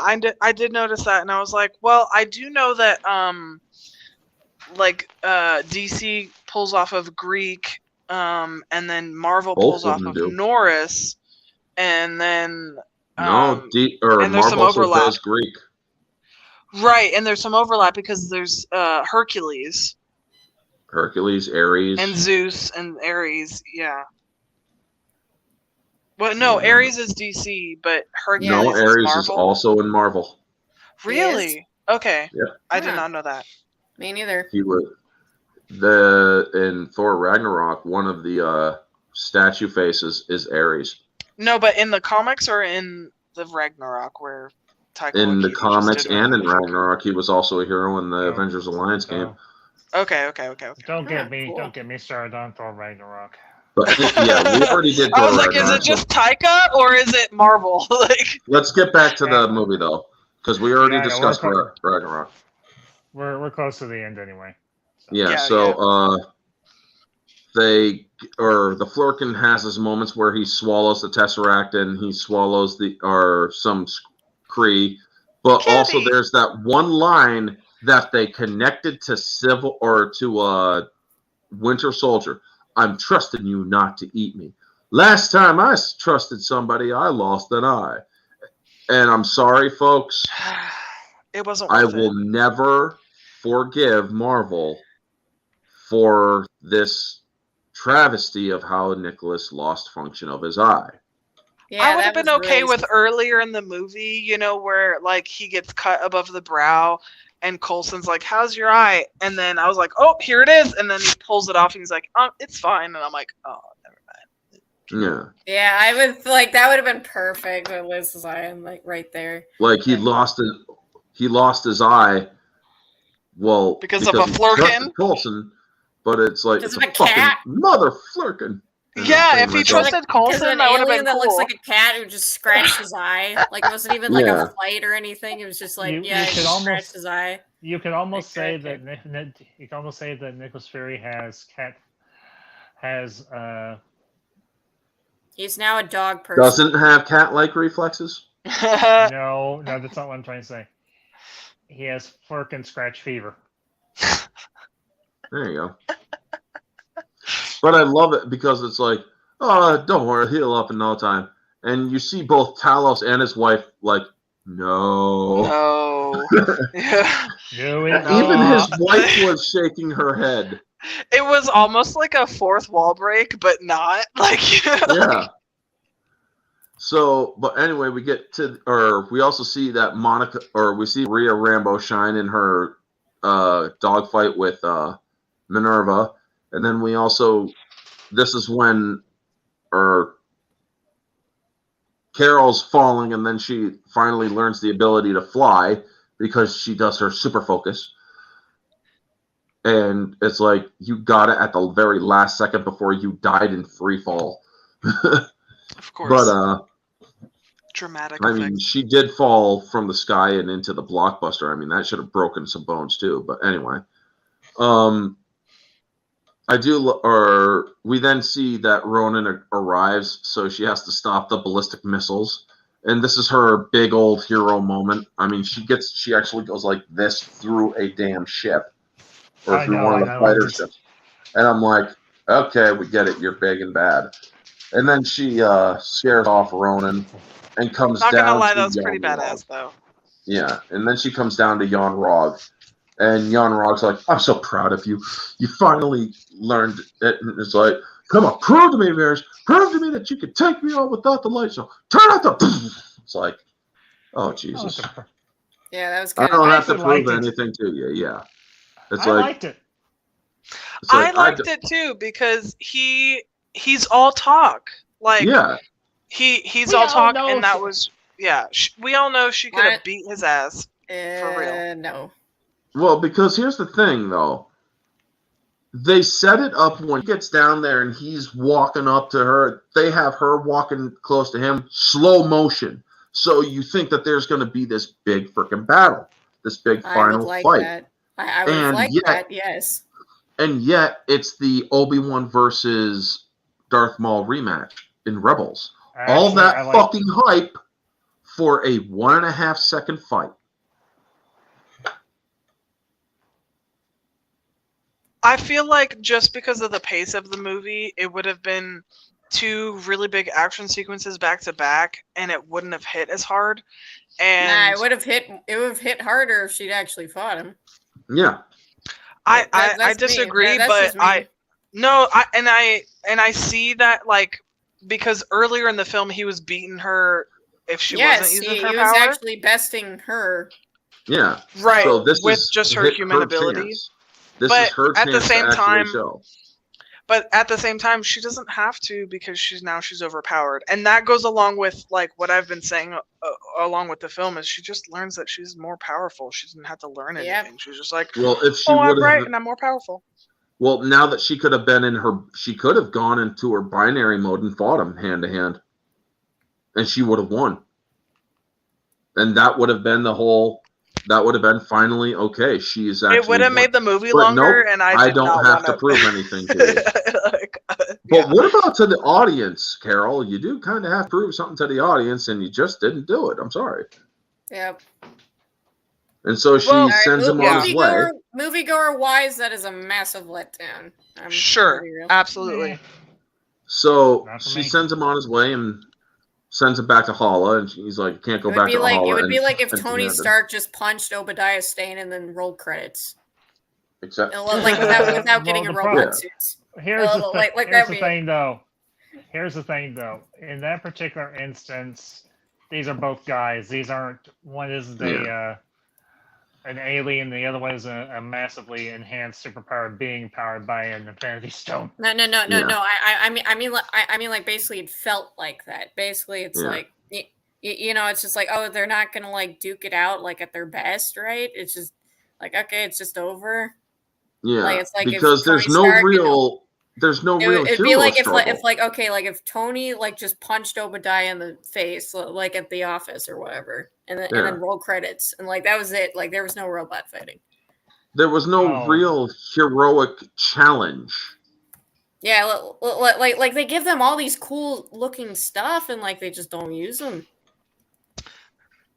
Yeah. Where's the challenge? That's the question. Where's the challenge in this movie? I mean, I get your point because I'm right there with you. If like her whole character arc is just her becoming more powerful, but if it had made the movie longer, I would have like beat my head against the wall. Yeah, because the movie's over or just over 2 hours. But anyway, so we get to the aftermath, and they're all at Monica's house having fun, and what we didn't really talk about was they made the freaking Skrulls immigrants. I guess, yeah. And because it's like you're making the Skrulls immigrants, you're also making them basically because, well, folks, they did the shithole thing, and then they were basically, it's like, you guys are fucking immigrants, and the Kree are supposed to be these bad people that hate immigration. Also, and then Secret Invasion, are the Skrulls the bad guys there? Yes, the Skrulls are bad guys in the comics. Yeah, straight up bad. Yeah, I was very confused watching this movie. I'm like, didn't you just come out with a series where it's like, yeah, and now the Secret Invasion is coming out, and it's like, wait, weren't these guys good guys? Like, it's a massive contradiction. Exactly. Well, even in the show Secret Invasion, they're like, this is anybody could be right, and it's like, no, they're trying to like massacre the whole world because nobody wants to accept them. Like, we've already done this in Doctor Who season 8. We don't need to do this again. Like, please stop. Like, so we then see that he's like, how's the eye? Oh, don't worry, it's gonna heal up. No, it's really not. And so she then gives him the updated pager, which is kind of smaller in the Infinity War, but it's bigger in this one. And so she's like, the range should be a couple galaxies. And so then she takes them out and sends them on their way. And then we get Fury in the office. Is it true that you lost your eye, dude? Or fighting back all creating yada yada yada, and it's like, don't do this to us. Don't you fucking do this to us. He says, I can neither confirm or deny or whatever. It's like, oh. So then he looks at the call sign, the protector or the protection initiative, and then he sees Carol's call sign, the Avengers Initiative. Bum, bum, bum, bum, bum, bum. Yeah, and I'm thinking to myself, me either. It bothers me because They Captain retconned America, the first Avenger. The first Avenger. Yeah, they retconned that. Technically, he was still the first Avenger. Yes, but he wasn't part of, or the Avenger Initiative was originally created because of Captain America. And it still was. Yeah, no, it was changed from. They just gave it a different name. Here's the thing. The thing you have to remember: the Avengers Initiative it existed by the time of Nick Fury were trying to recruit Captain America in. It just didn't have a proper name. It existed from all the way back from 2008 with Tony Stark. I'm here to talk to you about the Avengers Initiative. But the thing is, that shouldn't have happened. I'm sorry. That is a retcon they should have left out. Because that is taking away, or you are trying to bump this girl up as high as you can, yet you are now retconning your own universe in order to do so. Yeah. So The timeline that is the event doesn't work. So then we the get title of the movie is Captain America: The First Avenger. It doesn't make him technically. It makes it First Avenger, but it isn't. He wasn't the first initiate into the program because the program didn't even have a name yet until Fury looked at her call sign and said, "Avenger, Avengers Initiative." It works. In your It's mind, still maybe. stealing. We'll disagree. It's still stealing from. In my mind, it's still stealing from Captain America because Exactly. yes, We'll agree to yes, disagree you're here, right. Ambassador. Yes, you're right. The timeline does fit. Like the first Avenger does happen in World War II, and she doesn't show up until the 90s. Yes, you're right about the timeline. However, it just kind of still like it's like she came in, and they're like, she's the first Avenger. And then even throughout all of like the press afterwards, she's like, I'm bigger, better, stronger, and I'm the first. And it's like, shut the fuck up. Like it's almost as if behind the scenes they told her, you're the biggest, you're the best, and you're the first. And then she go goes to Disney like Plus. In Disney Plus, they actually have her, or they actually put this movie describing her as the strongest of all the superheroes. Barf. We are going to discuss this in Endgame, or in the Endgame discussion, because in a lot of ways she is. No, she isn't. In my opinion, the whole thing where it's like, basically like Nick Fury, like okay, remembering that scene where he's changing the name to the Avengers Initiative. This was actually just started. He's just started typing. There is one paragraph there. So he just started typing it. And so that basically gives the impression that he created the Avengers Initiative because of Carol Danvers, not Steve Rogers, Captain America. So that is a retcon on this the movie's question part. is, here's the question, have they found Rogers yet in the ice? No, but they had his files all throughout S.H.I.E.L.D. Yeah. They knew of his existence. Because Captain America 1, get me a line to the Colonel. It's 3 a.m. I don't care what time it is. This one's waited long enough.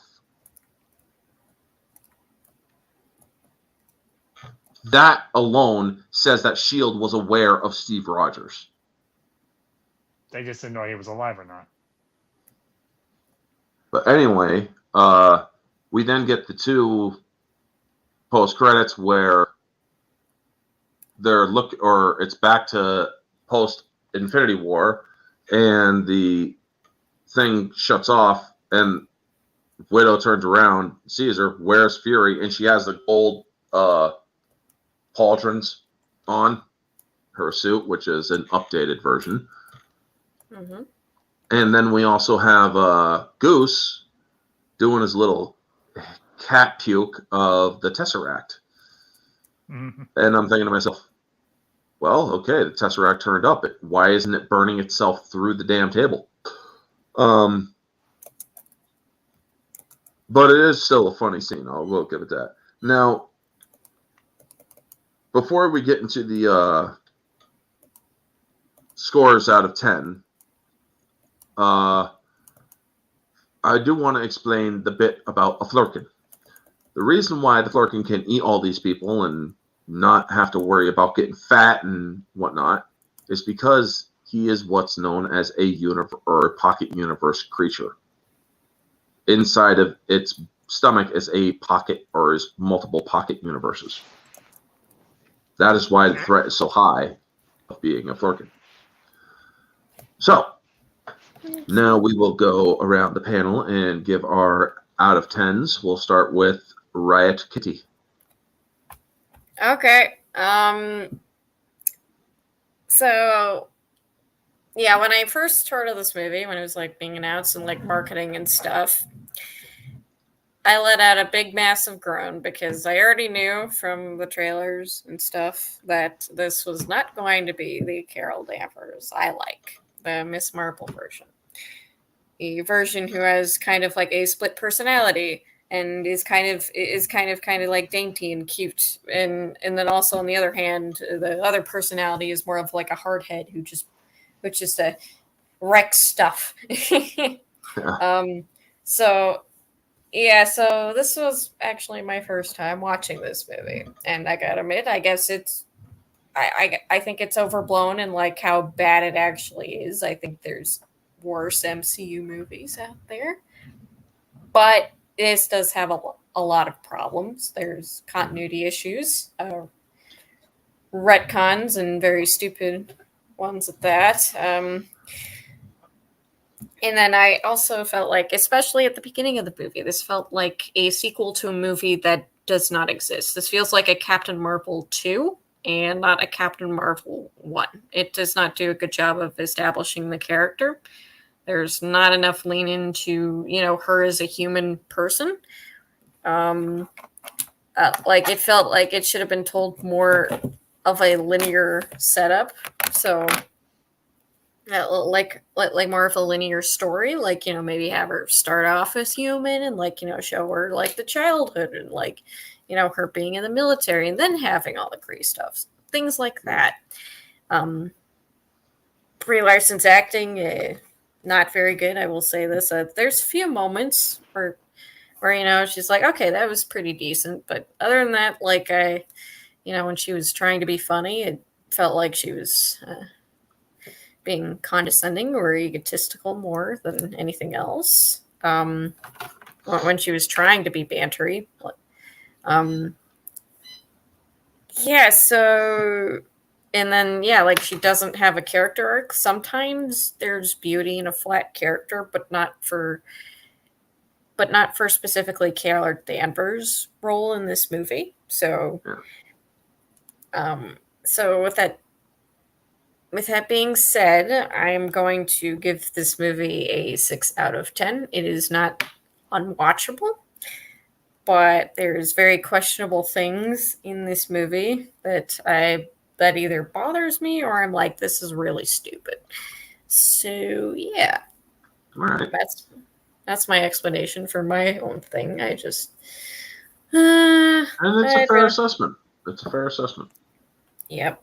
All right, Kate.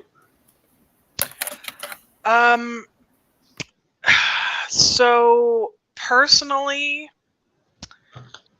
Captain Marvel is Shazam. I'm just gonna say that. And but I will say Riot Kitty brought up a really good point that it felt like a Captain Marvel 2 when it should have been like we got this this movie in the middle of this whole drama that we have, and especially during like the opening sequence, we like get introduced to her and then automatically she gets thrown into the heat of things without any. We don't care about her character. We don't have any. Or any of the characters. Any of the characters. We don't have any like background to give a shit about them. Mm-hmm. So we're just kind of thrown into the drama at first. The movie isn't unwatchable, as Riot Kitty said. This is my second time watching it just for this panel, and I will say that there are moments that I enjoyed in this film. But overall, I don't know if I'm just like a snob about things, but if my main character isn't sympathetic and I don't give a shit about the main character and I don't like the main character, it kind of throws off the whole movie for me. So that's my subjective issue with the film. So I will give it a 4 out of 10 subjectively. However, because it made $1 billion and it did well as far as money goes, like movie watcher, putting aside all of the things that I've kind of just piled into this film, I would say moviegoer, it would be like a 7 out of 10. But for me personally, I did not enjoy this film. I don't care about the main character. the plot was a little thin. They could have done a little bit better with making these characters more likable, or at least a little bit more like, like Heisenberg in Breaking Bad isn't a likable character, but I cared about what happened to him because he was a well-written character. The writing was flimsy, the acting was flimsy. I didn't care about these characters. So yeah, I would give it a 4 out of 10, but moviegoer I would say would be a 7 out of 10. But that's, that's just kind of honestly, Jude Law and Samuel L. Jackson carried this movie. Exactly. The non-main characters carried this film. I was like, oh, Annette Bedding's in this. I love Annette Bedding. Oh, Jude Law's in this. I love Jude Law. Yeah, oh, and hey, that guy was really good too. It was good too, but that guy from Guardians that I liked was in this. That's cool. Oh, hey, Ronan's in this. So that's kind of what carried the film for me. There were scenes that I liked, but overall, I just can't deal with a film that has a 0 character arc. So that's just me. That's a good assessment. Ambassador. All right, shut up, Ambassador. No, just kidding.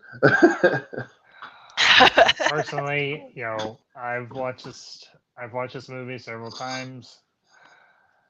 I don't see the movie y'all see, but that's because we all have a different opinion of it, and it's gonna be a normal thing. For me, the movie, am I going to admit it's a perfectly flawless movie? No, it isn't. At times, I will admit, Brie Larson's performance is a bit flat. I know that has nothing to do with her physical appearance. It has everything to do with her ability as an actress. Now, of course, you can only do so much as an actor or actress depending on the script and the direction that you're given. She was not given the best script, and she most definitely was not given the best direction, because we've seen that she can do well when given the proper support and given a good director and a good script to work off of. She won a freaking Oscar, for crying out loud. That says something about her ability. Yeah. The movie itself, in terms of scoring it,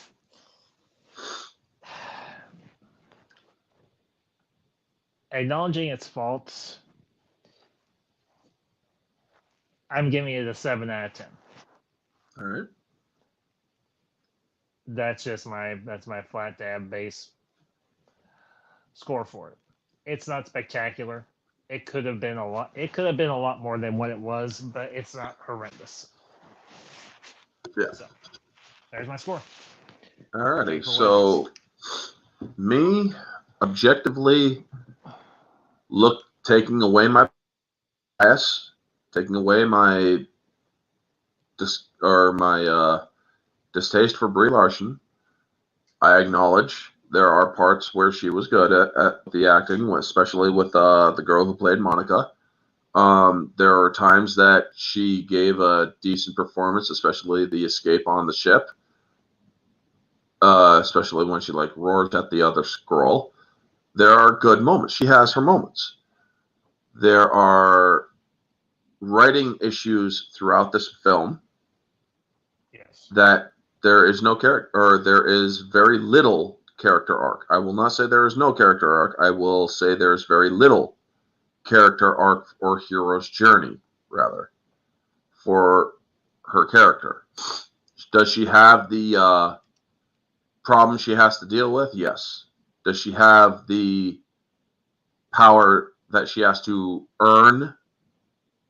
No. She didn't earn the power. She was given the power, yes, but she didn't earn that power. She kind of just blew up the thing that gave her the power. Yeah, it happened to her, sure, but when you have that kind of when you have a person with powers, they need to have a level of humility. I didn't see that in this film. I saw softness.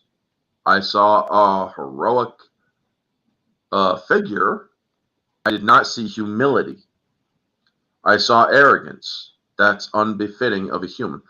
Folks, there are storylines where fanfics and whatnot where I have seen that the best way to train superheroes is to make them know what it's like to lose, which Thanos basically did in Avengers. Basically, piss Carol off to the point where she tries shooting a blast and you're fighting over a city. She accidentally nukes the city with her blasts. Oh shit. I just killed innocent people.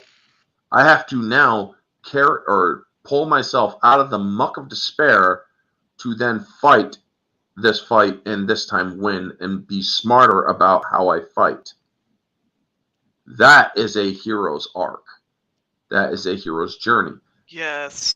They don't have that in this film. Yes. They have her fighting, sure, but they don't have something devastating that gives any real consequence. She's just right the whole time. Yeah. But anyway, objectively speaking, this movie falls to a 6.3. That is just under a pass. Objectively, that is. A 6.3, it's just under a pass. A 65 or a 6.5 out of 10 is a pass by the skin of your teeth. She's just under it. Subjectively, with my bias, this film falls to a 5 out of 10. There's just way too much stuff that did not work. Plus, the objective gripes are also enhanced the subjective for me. Moviegoer, where I am basing this off entertainment value, and I am not deconstructing the film, I put this movie at an 8 out of 10. Now, these are different scores from when I originally reviewed this movie. Back then, I was much more green. I was much more influenced by other people's opinions. I am not that person anymore. So yes, I am changing my initial scores. But 8 out of 10, this movie has a high entertainment factor. However, there are some points where it's like, okay, I don't really care about this scene, and I don't really care about this scene, and I'm checking my watch. Okay, that's what takes a score off. If I'm just wondering how much longer a film is, or if I'm checking the time, that takes a point off of the film. I did that twice after watching this movie twice. I was still doing that. So yes, 8 out of 10 for Captain Marvel, moviegoer. So those are all the scores from the panel. Thank you to everybody in the panel for joining. We are doing Endgame, folks. The theme for the Endgame text was the purple, which is Thanos, and the gold and red represent Tony Stark and his sacrifice, because we all have seen Endgame.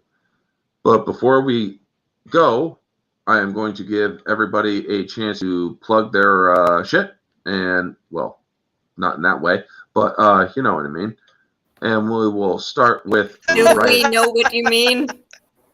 No, yeah. I don't know what you mean. What do you mean? Sorry, I had to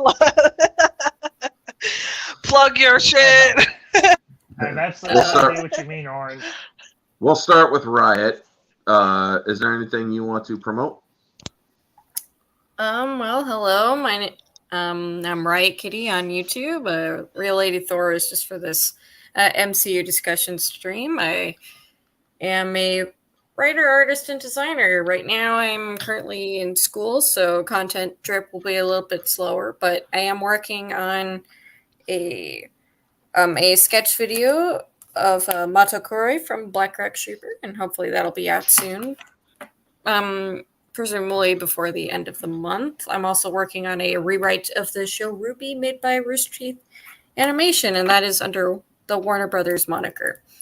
So yeah, I'm rewriting that. So that should be more videos of that series should be coming out soon as well. And that is it for me. So yeah, I'm working on my own comic as well. So I hope you guys check me out. I'm actually nearing 800 subscribers. So that'll be cool once I finally reach that milestone. So take it away, whoever's next. We'll go with the ambassador. Unless you want to let Kate go first. I highlighted you. Okay, you highlighted me. So? Do it. I'm Go. Okay, Go. all right, I'm going. I'm the ambassador. My channel is the Ambassador Wing. I do primarily movie reviews. Last night I did a review of, or a discussion on KOTOR and KOTOR 2, The Sith Lords. You can check that out. It's on my channel. Coming up the rest of this month is going to be Sci-Fi September. I'm going to be covering sci-fi films of the 50s, 60s, and 90s. Why the 50s, 60s, and 90s and not 80s? Because, well, I've already discussed a lot of sci-fi movies from the 80s. So be sure to check out my social media. That's on Twitter or X, whatever you prefer to call it, and Instagram. On Twitter, it is Ambassador Kosh7, and on Instagram is the Ambassador Kosh. So, and I'm right, y'all are wrong. End of story. Captain Marvel. Take it away, Kate. I have a new page on Instagram for my photography. It's called Nerd with a Cigar and a Camera. I'm going to be posting some of my photography on there. Currently, I'm doing a lot of like couples photography or just like people photography. So if you're in the Houston and or Austin, San Antonio area and you'd like some photography done, feel free to reach out. My behind the scenes stuff I'm doing, my friend is writing a comic book. His name is Dave, and I can't exactly announce it yet because he hasn't announced it, but I did do some editing on his comic book and he will be releasing that soon. So I'll be announcing that on my Twitter / X. But like Riot Kitty, I am in school and I work full time, so I don't have a lot of time to release a lot of content. But that's where you can find me, is at Nerd with a Cigar on Twitter or at Nerd with a Cigar and a Camera on Instagram. Alrighty, and as for me, folks, I have tomorrow. I'm going to try to get some content out for you. Tuesday is my Batman Tuesday theme stream where it's going to be Batman versus the Ninja Turtles, that movie. Wednesday, I'm going to be on Tuesday night, I'm going to be on the Barroom Podcast with Society Reviews, and we will be discussing all sorts of different stuff, which is controversial stuff in Hollywood and whatnot, and other things as well, politics, a little bit of politics included. Wednesday night, I'm going to be on my friend Jade Shadow's channel where we're going to be talking Evil Dead 2. Thursday is going to be Daybreakers singles. So we're going to be doing the singles episode for Daybreakers. And then next Sunday, we will be doing the Endgame video or discussion. And that one will probably be a long one like this one too, or probably be a little bit shorter. Anyway, thank you to everybody who has been in the chat. Trinan, Elena, Vanya, a few others. Warrior 2000, Kamen Rider 64. Who else? There was a few others, I do believe. Christian Freights. Riot Kitty. And yeah, Gothic Chick 4. Thank you so much for tuning in. And Lewis Cox, thank you so much for tuning in. Anyway, folks, that is going to be it. Thank you all so much for tuning in. This has been Orange Hat Reviews and Crew, or Hat Crew. Y'all have a wonderful night, and always remember, stay humble.